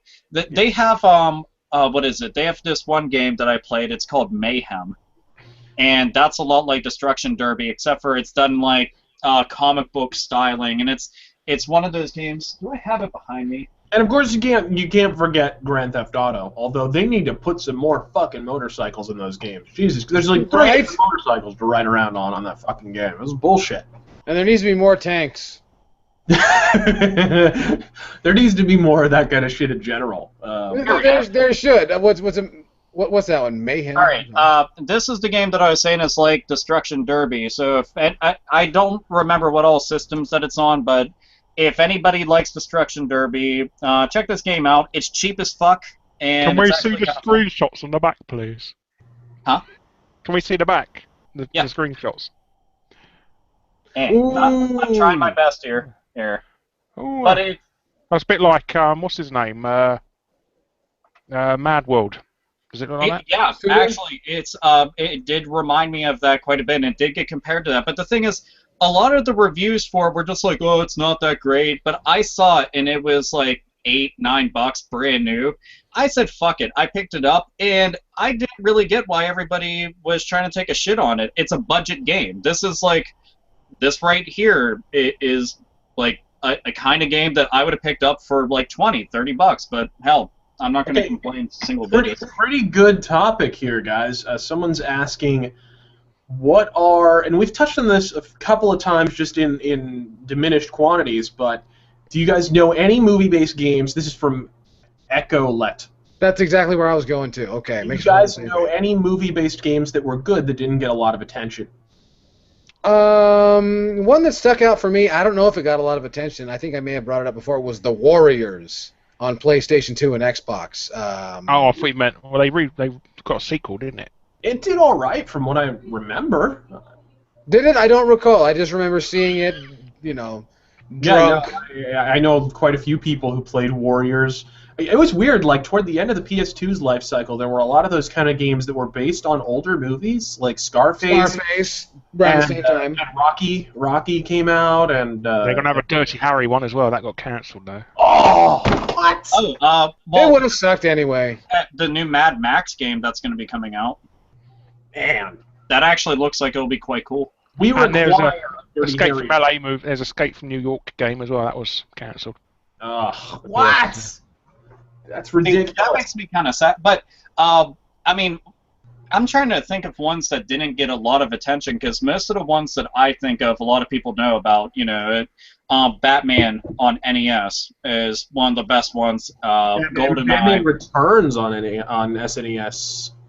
Yeah. Well, the thing is that all the Batman games, like on Nintendo, Sega Genesis, Sega Master System, Batman Returns on the Master System, brilliant. Dude, they are excellent games. The thing is, the Master System versions, I didn't get to play until like a year or two ago. And I got my hands on them, was playing them, like, these are a lot of fun. And it's all thanks to emulation, because I can't ever fucking find the games around here. But, yeah, they're really good. I'm just trying to think of, like, obscure ones. I'm actually looking around my game room trying to find some. As a matter of fact, while you guys talk, I'm going to look. Yeah. Honestly, I'm racking my brain for movie-based games that were just anything aside from a cash grab, and there's nothing really striking me. I really enjoyed... that fucking Men in Black piece of shit on the 360. Case in point. Yeah. I enjoyed the PS1 game. It was like a 3D adventure kind of a game called, and it was based on one of my favorite movies, The City of Lost Children, which is like a French kind of steampunky sort of movie. Excellent movie, but anyways, the game came out. I thought it was fantastic. It was an old school kind of point and click. Yeah, very point and click-ish sort of thing. And well, it was that on was a Psygnosis game. That was. Yes, it was. Yes. Yeah, that was a great studio, and it's a shame what Sony fucking did to them. But yeah, great goddamn game. And I don't know, there were a lot of great fucking. Would Stranglehold count as a movie game? Because it's sort of based on the sequel. You know what? I will actually count Stranglehold because it is technically part of that series. So, and I got so much shit years ago when I first started YouTube because I said that Stranglehold was great, and it is. It is a mindless, fun, run around and shoot everything game. Your ass is a fucking slip and slide, and you just go everywhere and just. Well, it's a bit of a Max Payne ripoff, though, isn't it? Surely. A little bit, yeah. It's like if Max Payne was seen through the eyes of a drunk child. Basically. That's what the game... So in other words, if it was seen through Rockstar's normal audience. Gotcha. So, but, no, like, you know what? Back to your point of Batman. I've brought this up before. Batman Begins on the PS2 and Xbox. Very, very good game. You know, there was this kind of misconception for a lot of years. I remember when Batman Arkham Asylum came out, they ran a lot of features about when will there be a good Batman game again. Oh, well, there's never really been a bad Batman game. Really. Yeah, there. Batman Forever on the Super Nintendo. And some of those animated series ones. One of them was really good. One of them was pretty bad. Well, the Konami one on the SNES was good. Yeah. No, there was probably the worst one. What is it? Batman Dark Tomorrow? Is that it? That was the one I was thinking of. It was so shit. Yeah, that one. I've got the thing is, the game was in fucking like development. Butt crack. Oh fuck! Shut up.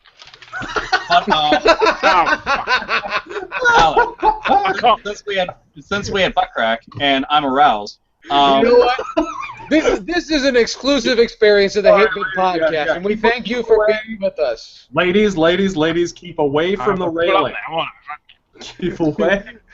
Calm yourselves, everyone. Take it easy. We understand that the juices are flowing, but you know. We'd also like to let the Star Chasers out there know that there is a full moon out tonight.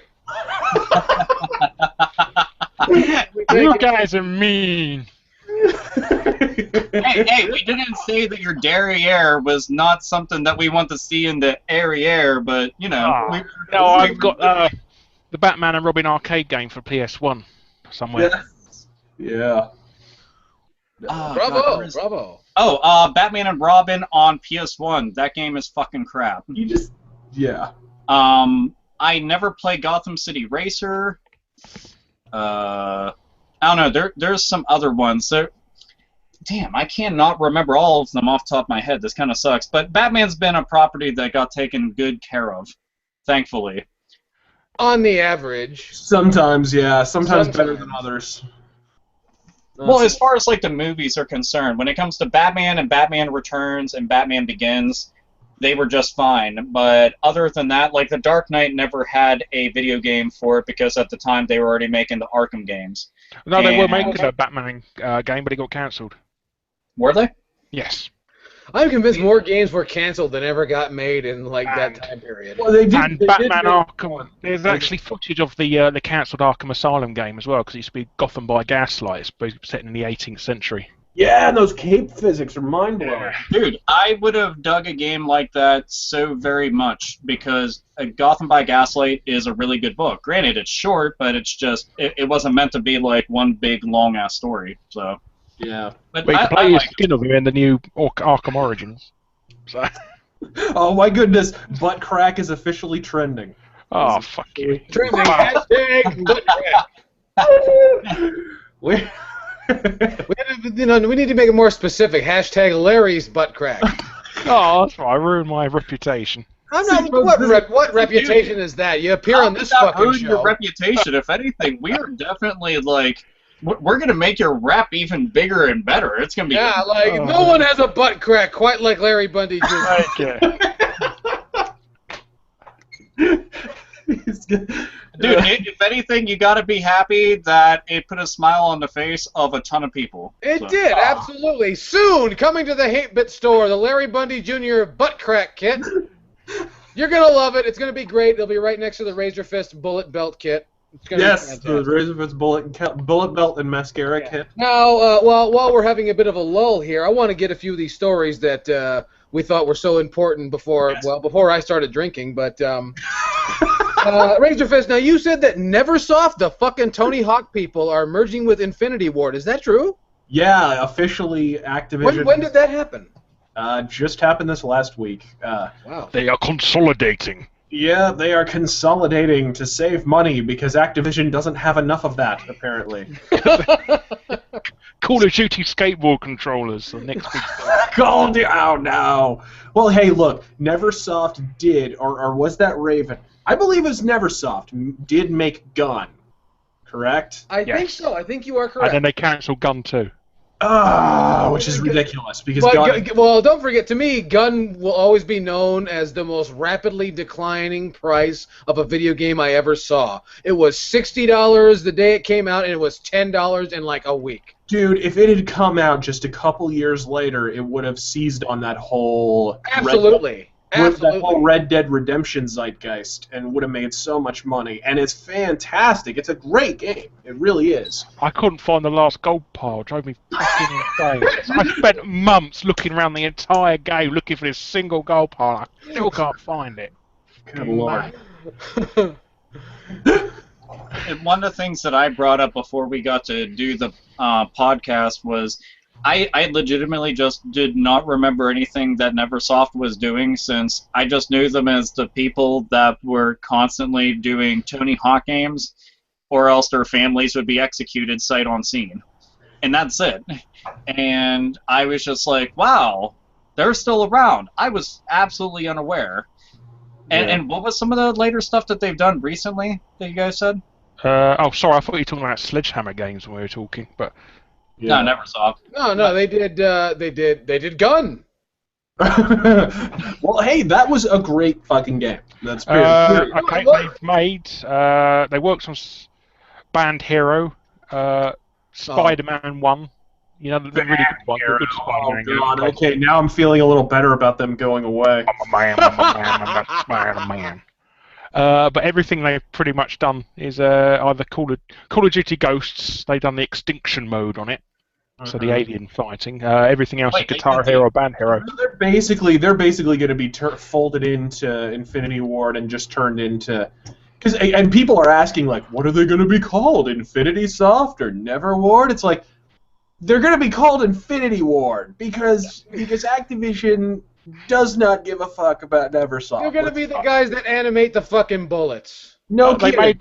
They done the console ports of MDK, you know, the Dave Perry game. No, that's a good game.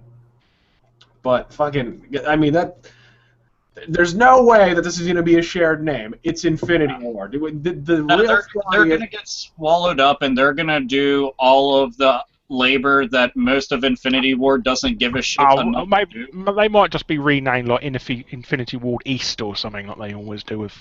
Yeah, probably something to that effect. And they're basically going to be relegated to, you know, maybe they'll make the multiplayer mode or something on one of Infinity. Well, they worked for an Extinction mode for Call of Duty Ghosts. Yeah, that's what it sounds like. That's actually the best part of the game. Oh. And they're probably going to be relegated to that going forward, unfortunately. So yeah.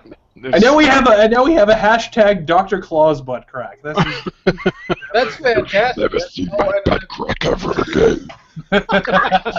I've also been informed. I've been informed that the scientific term is actually intergluteal cleft. Yes.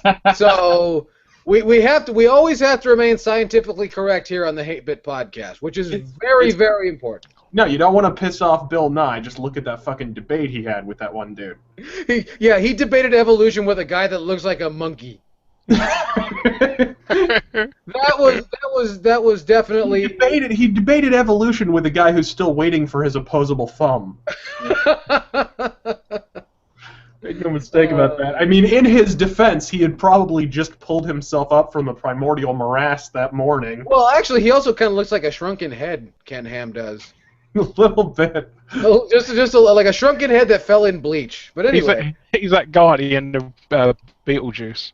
I actually like that guy. I always thought he looked cool.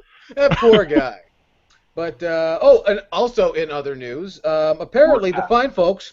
Now, I want, before we get too far along, I want to send a shout out to 1997 over here doing shout outs. I want to send a shout out. I want to say some nice things to the folks over on Facebook, the ones keeping the Hate Bit Podcast network of hate alive and well. I want to thank all those people, Robert Sanders, losers. And and all those guys over there, because they Raise Your Fist brought this to my attention. I thought this was also neat. Apparently, Microsoft, the fine folks that brought you the Xbox One, and also told you to buy an Xbox 360, which I thought was great. They have purchased cloud computing company Green Button, which sounds like something else, and they've also confirmed that they're working with virtual reality because, as you know, they love to stay at the forefront of technology. Now I'm going to go to Raise Your Fist one more time. Raise Your Fist, what did Green Button do, and what does a cloud computing company do? I have no fucking clue. You look, Microsoft never misses a good buzzword. That's what it is. Just like Facebook. Cloud computing's your buzzword. 3D gaming was your buzzword. Virtual reality, you know. They don't miss a single fucking one, and that's all this is at the end of the day. You know, they gotta get they were always gonna be on the cloud because cloud computing is gonna be their cell processor, right? Because PS3, the potential was always untapped because the cell processor had magical powers that were eventually going to be unlocked by sacrificing virgins before the Mayan gods or something. Plenty of that going around. Similar to the Nintendo 64 and the Atari Jaguar, right? Right, and it never happened. But that's the thing. The Xbox One it gets curb checked by the PS4, right? In terms of raw power. So of course they're just going to cling to this. Well, you see, cloud computing, and hey, look over there, a bird. Like, basically, that's going to be their response to every time the Xbox One is people rightly claim that it's a chances are, if they bought this company that nobody's ever fucking heard of, it's because they've got some sort of patent they really want. Probably. That seems most logical. Yeah. And good lord! I bet you We're a Zuckerberg classy bought. show right here.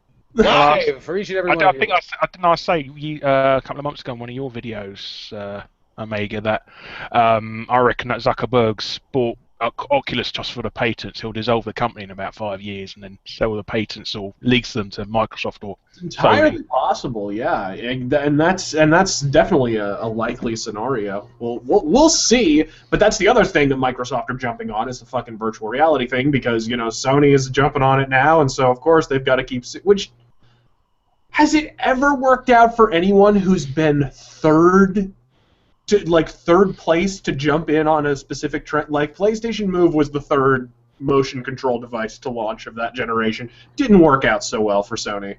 Like that, it never works out when you're third. It just never fucking works. Well, it works out if you've got the money to have your competition killed. I guess. I don't know. You have to. This is what corporate America is left with. So never assume that that's not a possibility. Never. And now Belch is trending. 8-bit Belch. Hey, there's no belch like a 8-bit belch. We're there. You can buy the 8-bit belch in the 8-bit store right around Christmas time. So be tuned in. Keep your eyes peeled to your Twitter feed for the 8-bit belch.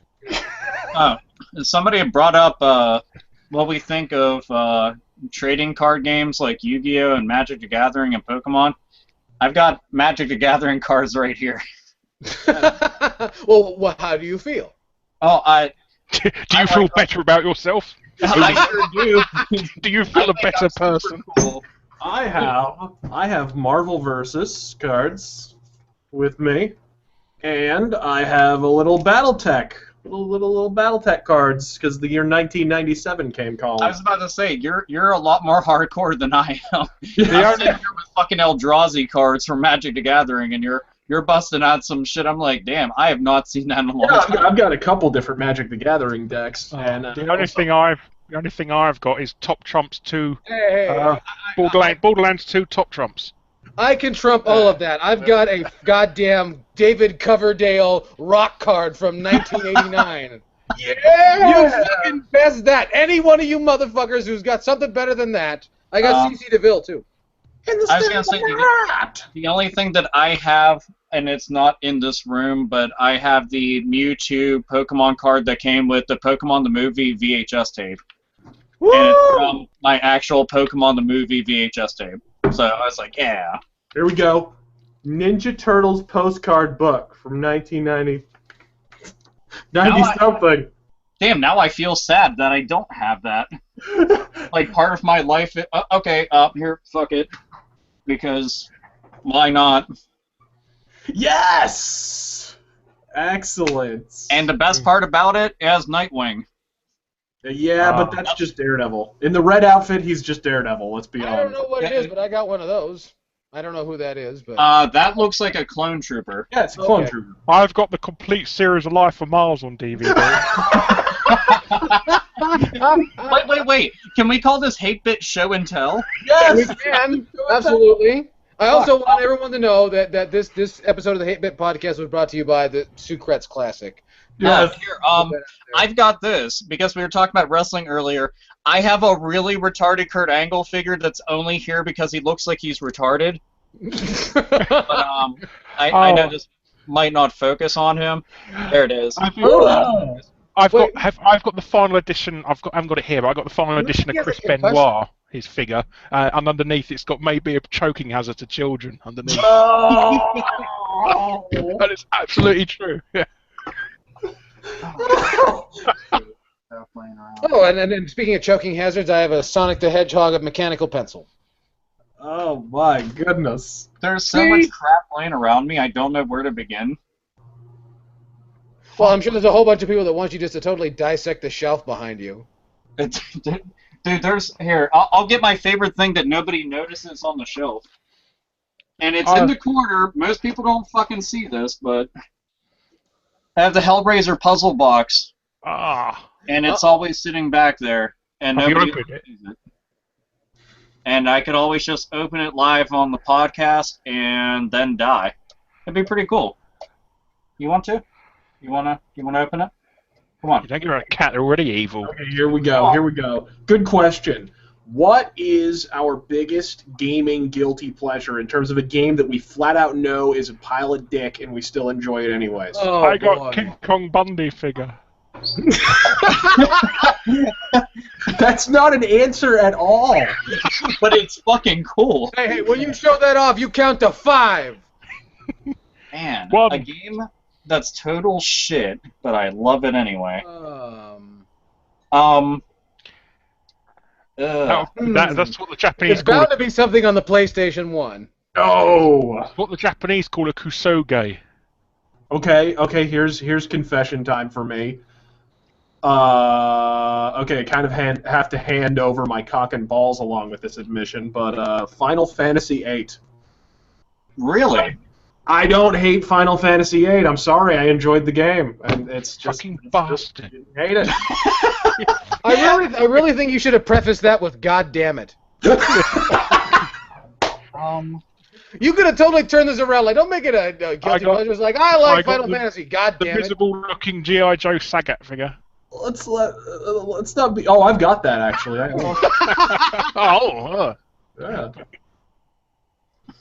Yeah. Dude, I'm trying to think of just absolutely horrendous games. I loved Turning Point: Fall of Liberty. I fucking love that game, even though it's a complete pile of shit. It's just so fun to play because it's so bad. You know, it's a game that I liked a lot. A game that I liked a lot that's just poorly put together and was very ambitious, but for the Super Nintendo called Dirt Tracks FX. Dude, yeah. I've got that sitting right up there. That game's actually kind of fun. It's fun, but it's a mess.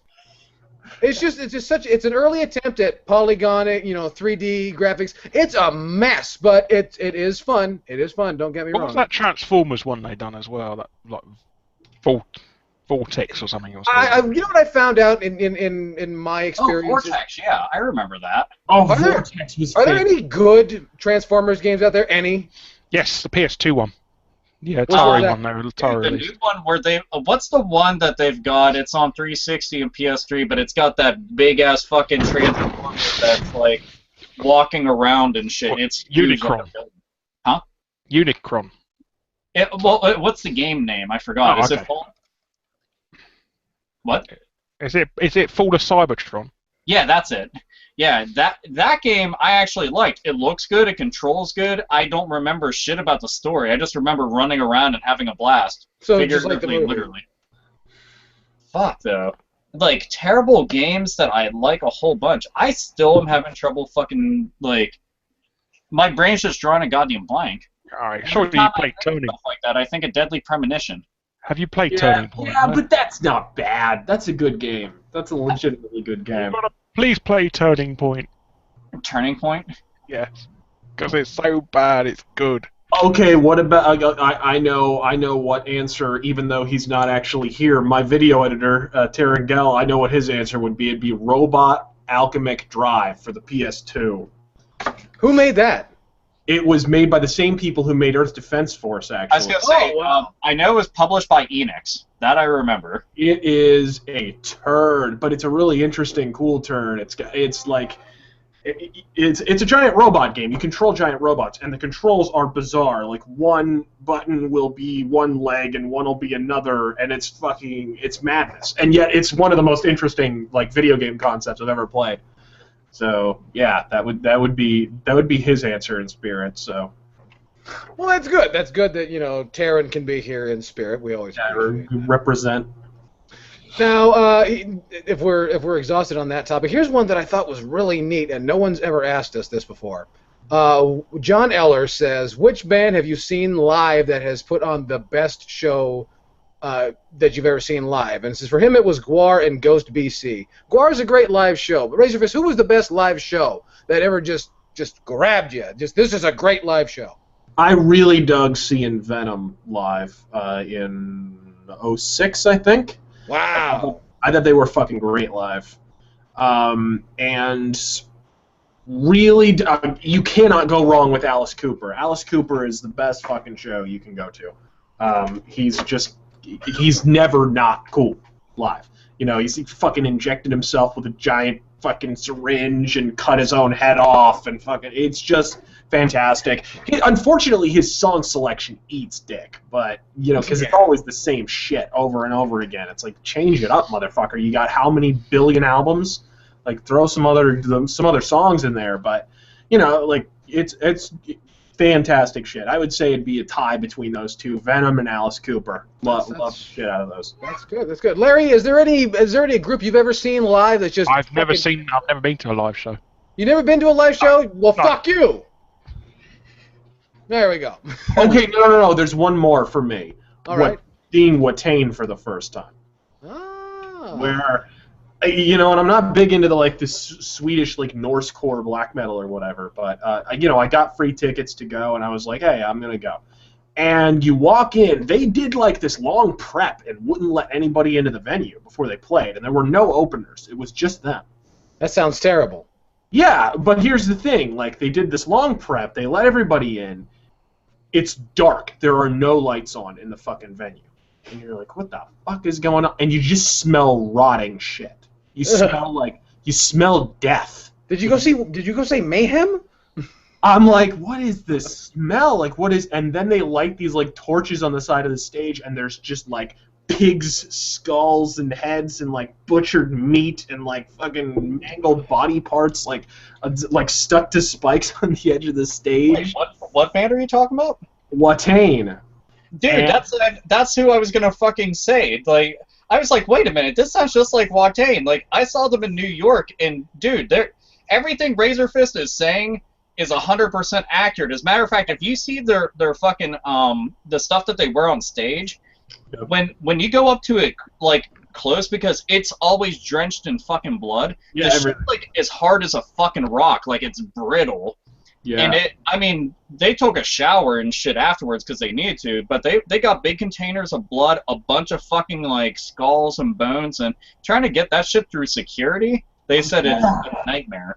Yeah, no, it's got to be a complete nightmare, but fucking they tore into their set, and it was an amazing show. Once they went, it was really cool. That would be one of the top ones too.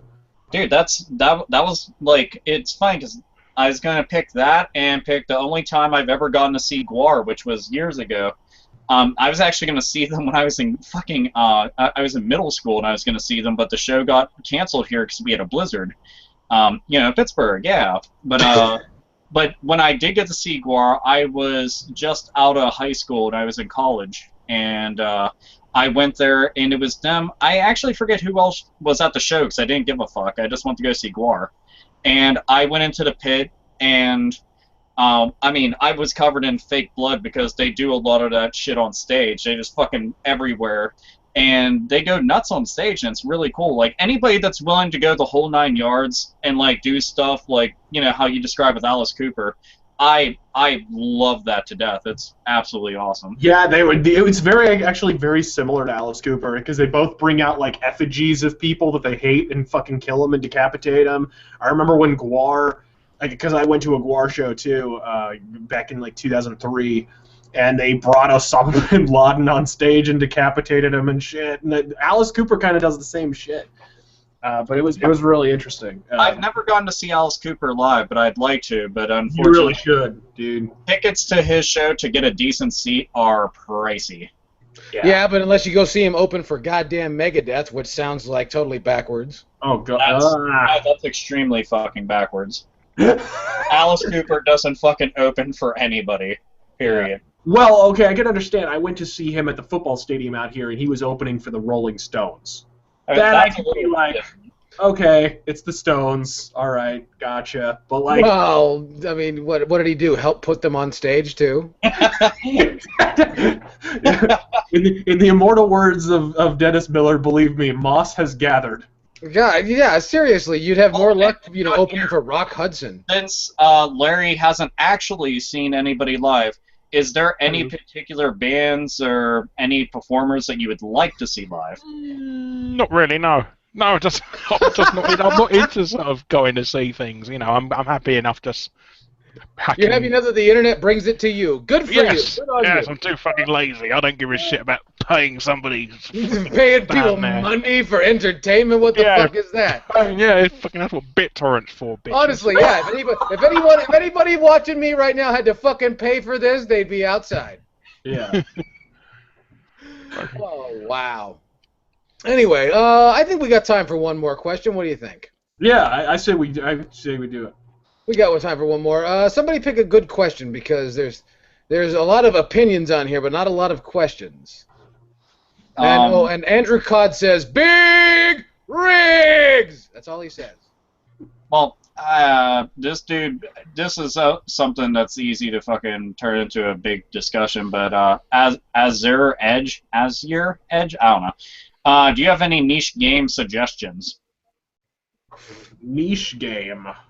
Yeah, so basically just unheard of random games that nobody fucking knows about or cares about or just sold so fucking poorly because they pulled a Capcom, made the game, and forgot to tell people about it, and are pretty goddamn fun. Mm-hmm. So... I'll have to think of something. I don't know, Okay. for me... I'm gonna go and look around right now, and I'm gonna point to a random part of my fucking room. When I say point to a random part of the room, I mean when something jumps out at me, because that's the easiest way that I remember shit. Is I look around and I'm like, that's the game. But as far as niche subgenres, I'd go with Wing Commander. Where is it? There it is. I'd go with Wing Commander Prophecy because the whole space sim genre is kind of dead now. Well, now it's coming back, thank God, thanks to like Star Citizen and shit like that. But I'd definitely go with Wing Commander Prophecy. It was kind of the last proper Wing Commander game. Is that the one? Has it got Mark Hamill and Biff in it? It does. It has Biff in it. Yes, it does. Sorry, Biff from Back to the Future is in this. F. Wilson? Yes, and and Mark Hamill's in it, and it's absolutely fantastic. It's just an incredible game. Very formulaic in terms of being a Wing Commander game, but you have the standard, the branching story paths depending on what you do, and the live acted cutscenes. But it's just got better graphics and all the stuff you expect from a game that came out when it came out. So that would be my recommendation. Any of the Wing Commander games, really, but I would just recommend that because it's the most recent one. Also, fans made their own official Wing Commander release, a sequel, and this was recently. This was like 3 years ago or so. This came out in 2011, I think, and absolutely superb. I cannot recall the name of it right now. Well, they did that Kickstarter, didn't they, for Elite? Did that get successful? I have no idea. I do not know. But I shall look because I think they wanted about $1 million or something, didn't they? Ridiculous. Yeah, I don't know. I'm going to walk around my game room and pick stuff out. I'm grabbing a stack. Fuck this. I can do that because hell, why not? There's so many fucking things in here. It was successful. They wanted £1.25 million, and they got £1.5 million. If anybody steps in right now to watch the show, they're going to think Alpha Omega Sin is invisible. I am invisible. Which he is. he doesn't get... Good. Very important. How often do you have to wash your hair? Who, me? Yes. I wash my hair every other day, because washing it every day is bad for it. Oh. Gives you gray hair. I skipped gray hair. I got white hair. Good for you. Bad motherfucker, that's why. Yeah. Let's see. I'm still picking out stuff. I'm sorry. Well, you do that. You're doing a fantastic job. I want you to know that. There's some stuff so far. See, you guys are. There's going to be a grand finale right here on this Pissing in the live stream. The main event is Alpha Omega Sin and his niche game recommendations. So stay tuned. In the meantime, I'm going to proceed to consume poison. I know why. Here, that can go on the pile too, because I just got that. It's the second time I'm buying this game too, which is annoying. Well, then you shouldn't have gotten rid of it in the first place. It's because I'm a super nice person. Are you trying to cut into Pete Dawes' racket now at what games I've just bought? Oh dear God. Who? Oh, that's.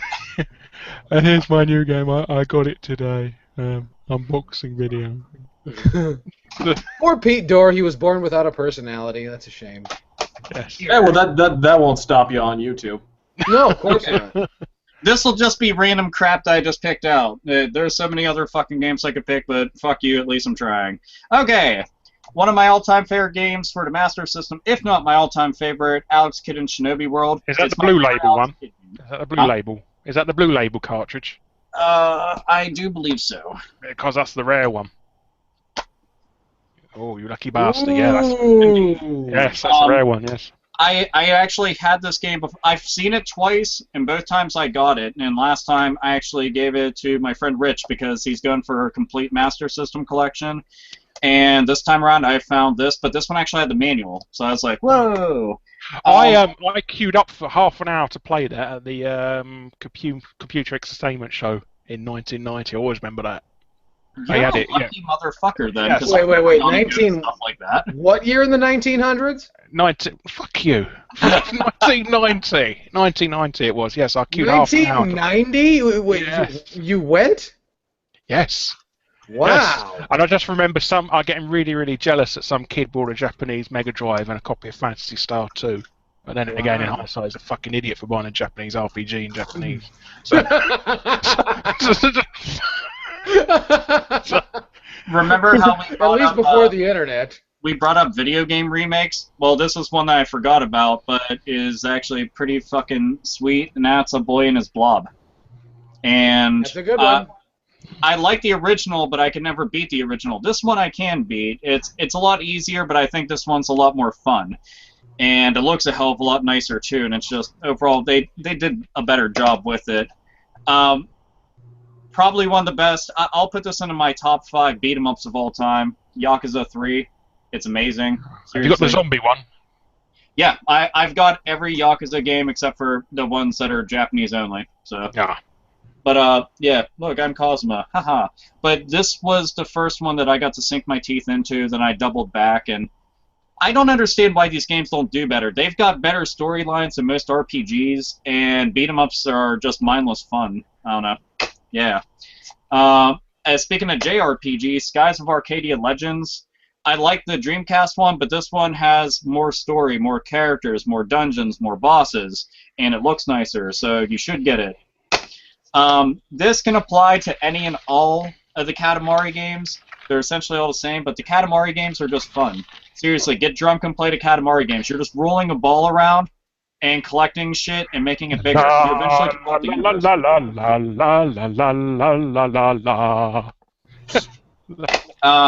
Fucking love Shadow Hearts. It's a horror RPG.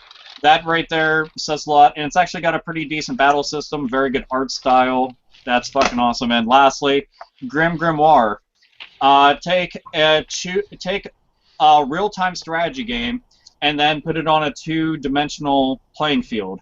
And that's what this is. And artistically, it blows a lot of shit away. It's just a really good game. So yeah, there's all my recommendations. I'm sorry it took long. Yeah, I actually have more recommendations. I forgot. Yeah, I did buy Dino Crisis the other day. all the while that I'm taking long, this gives everybody a lot of time to figure out what the fuck else they'll say. So, You make some I would like it to be known that I'm using this time to drink beer. See, Yo Chaos says his priorities in order. That's what's going on. This right here, speaking of flight sims, Dark Star 1, very, very underrated, very, very middle market, open world flight sim. You know, you I've can never heard of that. customize your ship. You can be a bounty hunter or a pirate, or you can just, you know, be a standard. What in the fuck? Are we gonna have to look at Larry's butt crack again? No, sorry. Anyways, and then another one, also on 360, would be Venetica, which was kind of a weird, like middle market RPG, sort of in the vein of like the best way to describe it is it's like Fable meets Legacy of Kain Soul Reaver. Oh, that's kind of a cool combination. You've got the hack and slash, you've got the RPG elements, a little bit deeper of RPG elements than Fable, But then you've also got this world of the living, world of the dead kind of mechanic where you can transition at will anytime you want to being in the world of the dead or being in the world of living, and obviously you can solve puzzles in the world of the dead that you couldn't in the world of living and so forth. It's really interesting. You never really die in the game. You just go into the world of the dead. Very original concept. And then the other one that I would recommend is the last Vampire the Masquerade game, because this one's been... the most recent one, World of Darkness, has been canceled. Vampire the Masquerade Bloodlines, because it's really, really, really fucking good. It's Deus Ex with vampires, folks. It's really good. You have to download like 50 patches just to make it playable, but it's still a fantastic game. Great story, really cool role-playing game. So those would be my recommendations. Something everybody else can get back to their recommendations, but there was a question that was asked, and I thought it was kind of funny. But if you had to kill yourself, how would you do it? All right. So here's my plan. What I want to do is, if I'm going to kill myself, it's got to be worth it. So what I want to do is I'm going to go to Disney World, okay? And I'm going to go there with a bunch of fireworks. And I'm going to go up to the highest point possible on the busiest day possible, during the day no less, and I will jump off. And on the way down, I'll light off all the fireworks and blow myself up. So then fireworks, Disney World, and anything really high up in the air will traumatize the shit out of people. They'll see a magnificent light show that they'll think is beautiful while they're getting a bunch of fucking meat rained down right onto them. Yeah, so there you go. You are the most considerate suicidal person I've ever come across. Well, I just want them to have to go to therapy for 30 different things. Yes. See, and also you're stimulating the economy. I want the Disney with shower gel, yeah, shower gel. So Chaos, Larry, do you guys have any recommendations? I wanted to go back to show you one thing before the previous question. Okay. One game I guarantee you never knew existed, a movie license. Iron Sky on PS3. Whoa. Yes. I've never heard of Iron Sky. They only ever come out in... What? I've never heard of the movie Iron Sky. Zombies on the moon. No, not zombies, Nazis and space Nazis come back to invade Earth after 50 years. So, what did they do? Just get a bunch of ex-Activision employees to go and decide to do this, or? You've never heard of Iron Sky? Okay. I really haven't. I swear. Okay, well, there's a game of it, and that makes it even more niche. Well, is it actually a good game? No, it's a piece of shit. That's why I've not unwrapped it. Making it even more niche. I got it because it comes with a free Blu-ray of the movie. That's why. Was it heavily discounted? £15, which is about $30, and it come down, and it's a special edition as well. It comes with the art book that you'll never actually ever lose. No, you get art books are shit, aren't they? Yeah. All they are. You look at them once, you thumb through them once, and then you put them back in the box for the rest of eternity. Oh, God. It's not necessarily you break them out 25 years later to remind you of when your dick worked. And you know, like back in the day, you used to get an art book if they hired some super famous artist to do the art design or something, you know, it'd be like a Yoshitaka Amano art book or something to that effect. Now it's like every hack with a tablet and Photoshop, they're giving them an art book. Like friggin' Thief 4 has an art book. Thief 4, the game that has 2 shades of color, gray and dark gray. Like, and that has an art book. Like, seriously. It's just filler, isn't it, now? Marvel and his monochromatic color palette. I miss the making of DVDs where they used to interview themselves and they just smell their own farts and that. They're so proud of this shit they've spewed out. My favorite thing that they never seem to ever do with a lot of movies is I like deleted scenes and extended scenes. I wish that they just had the option to inject them into the main movie so I didn't have to go to a separate thing for it. Just make it its own thing, and I just click play, and it puts all that shit into it. I like that a lot. I don't know. Some of those scenes are pretty goddamn awful. Some of them are, but I've watched, when it's a movie that I like a whole bunch, I'm willing to watch any extra dumb bullshit that they have. Okay. Then you've clearly never seen the deleted scenes from Police Academy 4. No, I haven't, but now I kind of want to, just because what you're saying. I can't say I'd recommend it. Is it Steve Guttenberg making a joke that was funny, so you had to take it out? So. I don't know, man. I want to go back and actually watch them all the way through because I was talking about all the really cool movies that came out the year I was born, and Police Academy is one of them. And I was just like, dude, now I kind of need to go and watch all these movies. Just have a 1984 night and just fucking have all that stuff. Don't forget to watch 1984. Yeah, Ghostbusters. Yeah, even though Ghostbusters is made like shit, apparently, according to some limey fuck who picked out all the fucking problems with it. Don't know who it is. I never. Fuck you. No, I'm just pointing things out that you missed in a movie that you've seen. I know, and you ruined that movie for me. Somebody called me an annoying voiced bastard because I get loads of hate from it. You're the annoying voiced bastard? Yes. Dude, you have an awesome voice. Dude, you're Dr. Claw. Oh, thank you. Yeah, you're fucking Dr. Claw. You have an annoying voice. Curse you. They have you confused with Robin Leach. They do. That's what it is. That's exactly what it is. Chaos, do you have any random games that you know nobody gives a fuck about? No, I don't. I racked my brain, but if I could recommend anything, I would recommend Alcoholism. It's great. That's a good game. That's a good game, and I agree. I feel like the factual camera is emulating what you can see at the moment.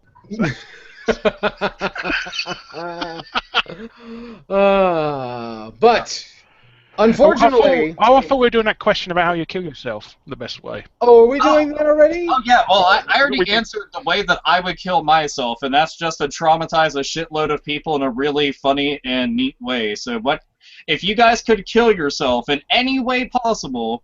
How would you do it? I'd want to jump off a tall building, and whoever I landed on won the Publishers Clearinghouse.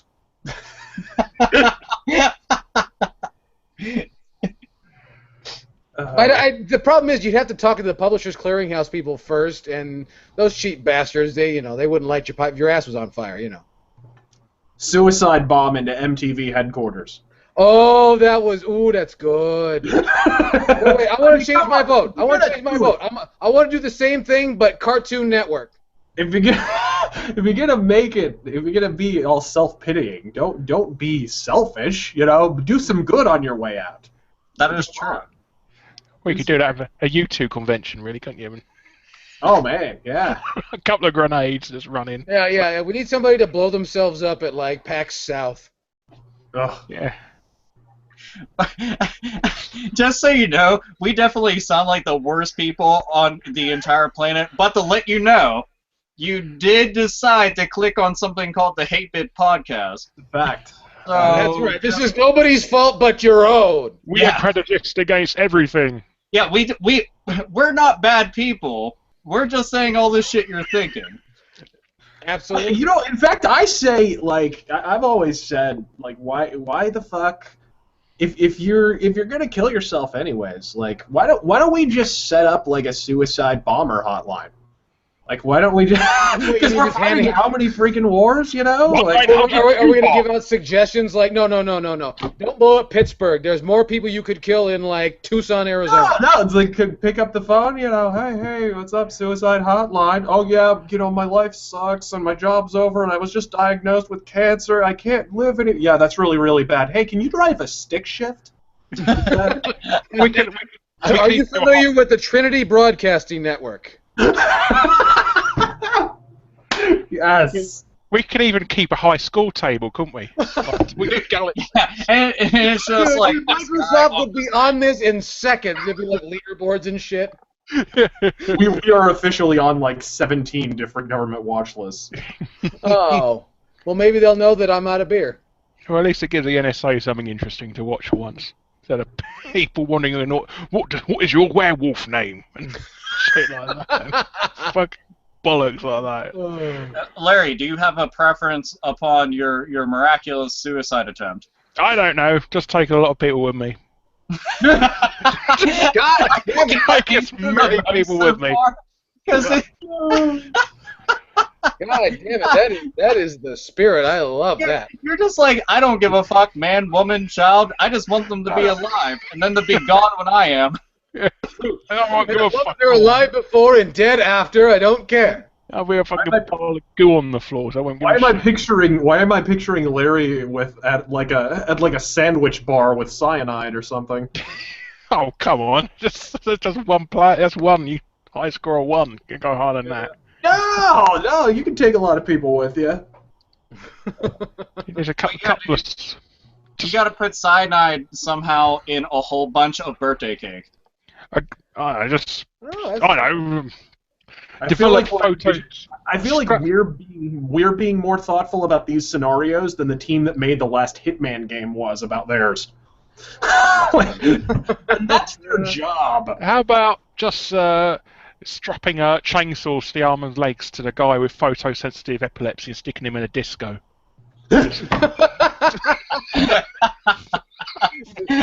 Speaking of niche experiences, goddamn. I've always fancied the idea of somehow having a pillow fight and one of the pillows actually has a landmine in it. That's what I want to see. Everybody's just going to town and one person, boom! It's like Russian roulette with pillow fight. A fucking down feathers and people going everywhere. I mean, like, look at that. Oh, yeah, fantastic. But you know what? Speaking of landmines and cyanide, we've reached the end of Pissing in the Live Stream number 4. Isn't that shameful? But yeah, we got to get out of here. Folks, we thank you, each and every one of you, for joining us right here. We'd like to invite you to follow each and every one of us. Myself, Alpha Omega Sin, Razor Fist, Larry Bundy Jr. Follow us on Twitter, Facebook, YouTube, all that stuff. You'll find links and so on down there. And, come check us out. Wait. Wait, what? What? Okay, everybody, seriously, all you gotta do is just yell chaos, and it's YELLKAOS. Just type it in, his channel will come up. And also, you're on the fucking 8-Bit channel. There's a link to it. Yeah. And Razor Fist channel is on there. You've gotten to see his beautiful fucking face. Now go see his beautiful face go and rampage through games while he reviews them and movies. And Death Wish. Death Wish. Yeah, it's He'll make you feel clever with his long words. And yeah, and he can go and bedazzle you with his fucking dictionary mouth, and it's amazing. And then Larry Bundy is here, and he got to show you his ass. Don't you want to see more of this man? He'll show you his entire package. Show their ass for you people. How many? Well, that's why you're showing it in your channel so I don't get banned. Dude, I could show all types of shit. If anything, I'm just thinking about putting up porn. It just it gets everything out of the way, and honestly, I've got a lot of love to give and wipe off the faces of many. Yes. But seriously, Larry Bundy Jr., you type that into YouTube, you will find his channel. If not, it's because you don't know how to fucking spell. Well, I don't know how to explain it. What all you need to do is type in youtube.com/Larry now, because I've got a vanity address. Oh, wait, really?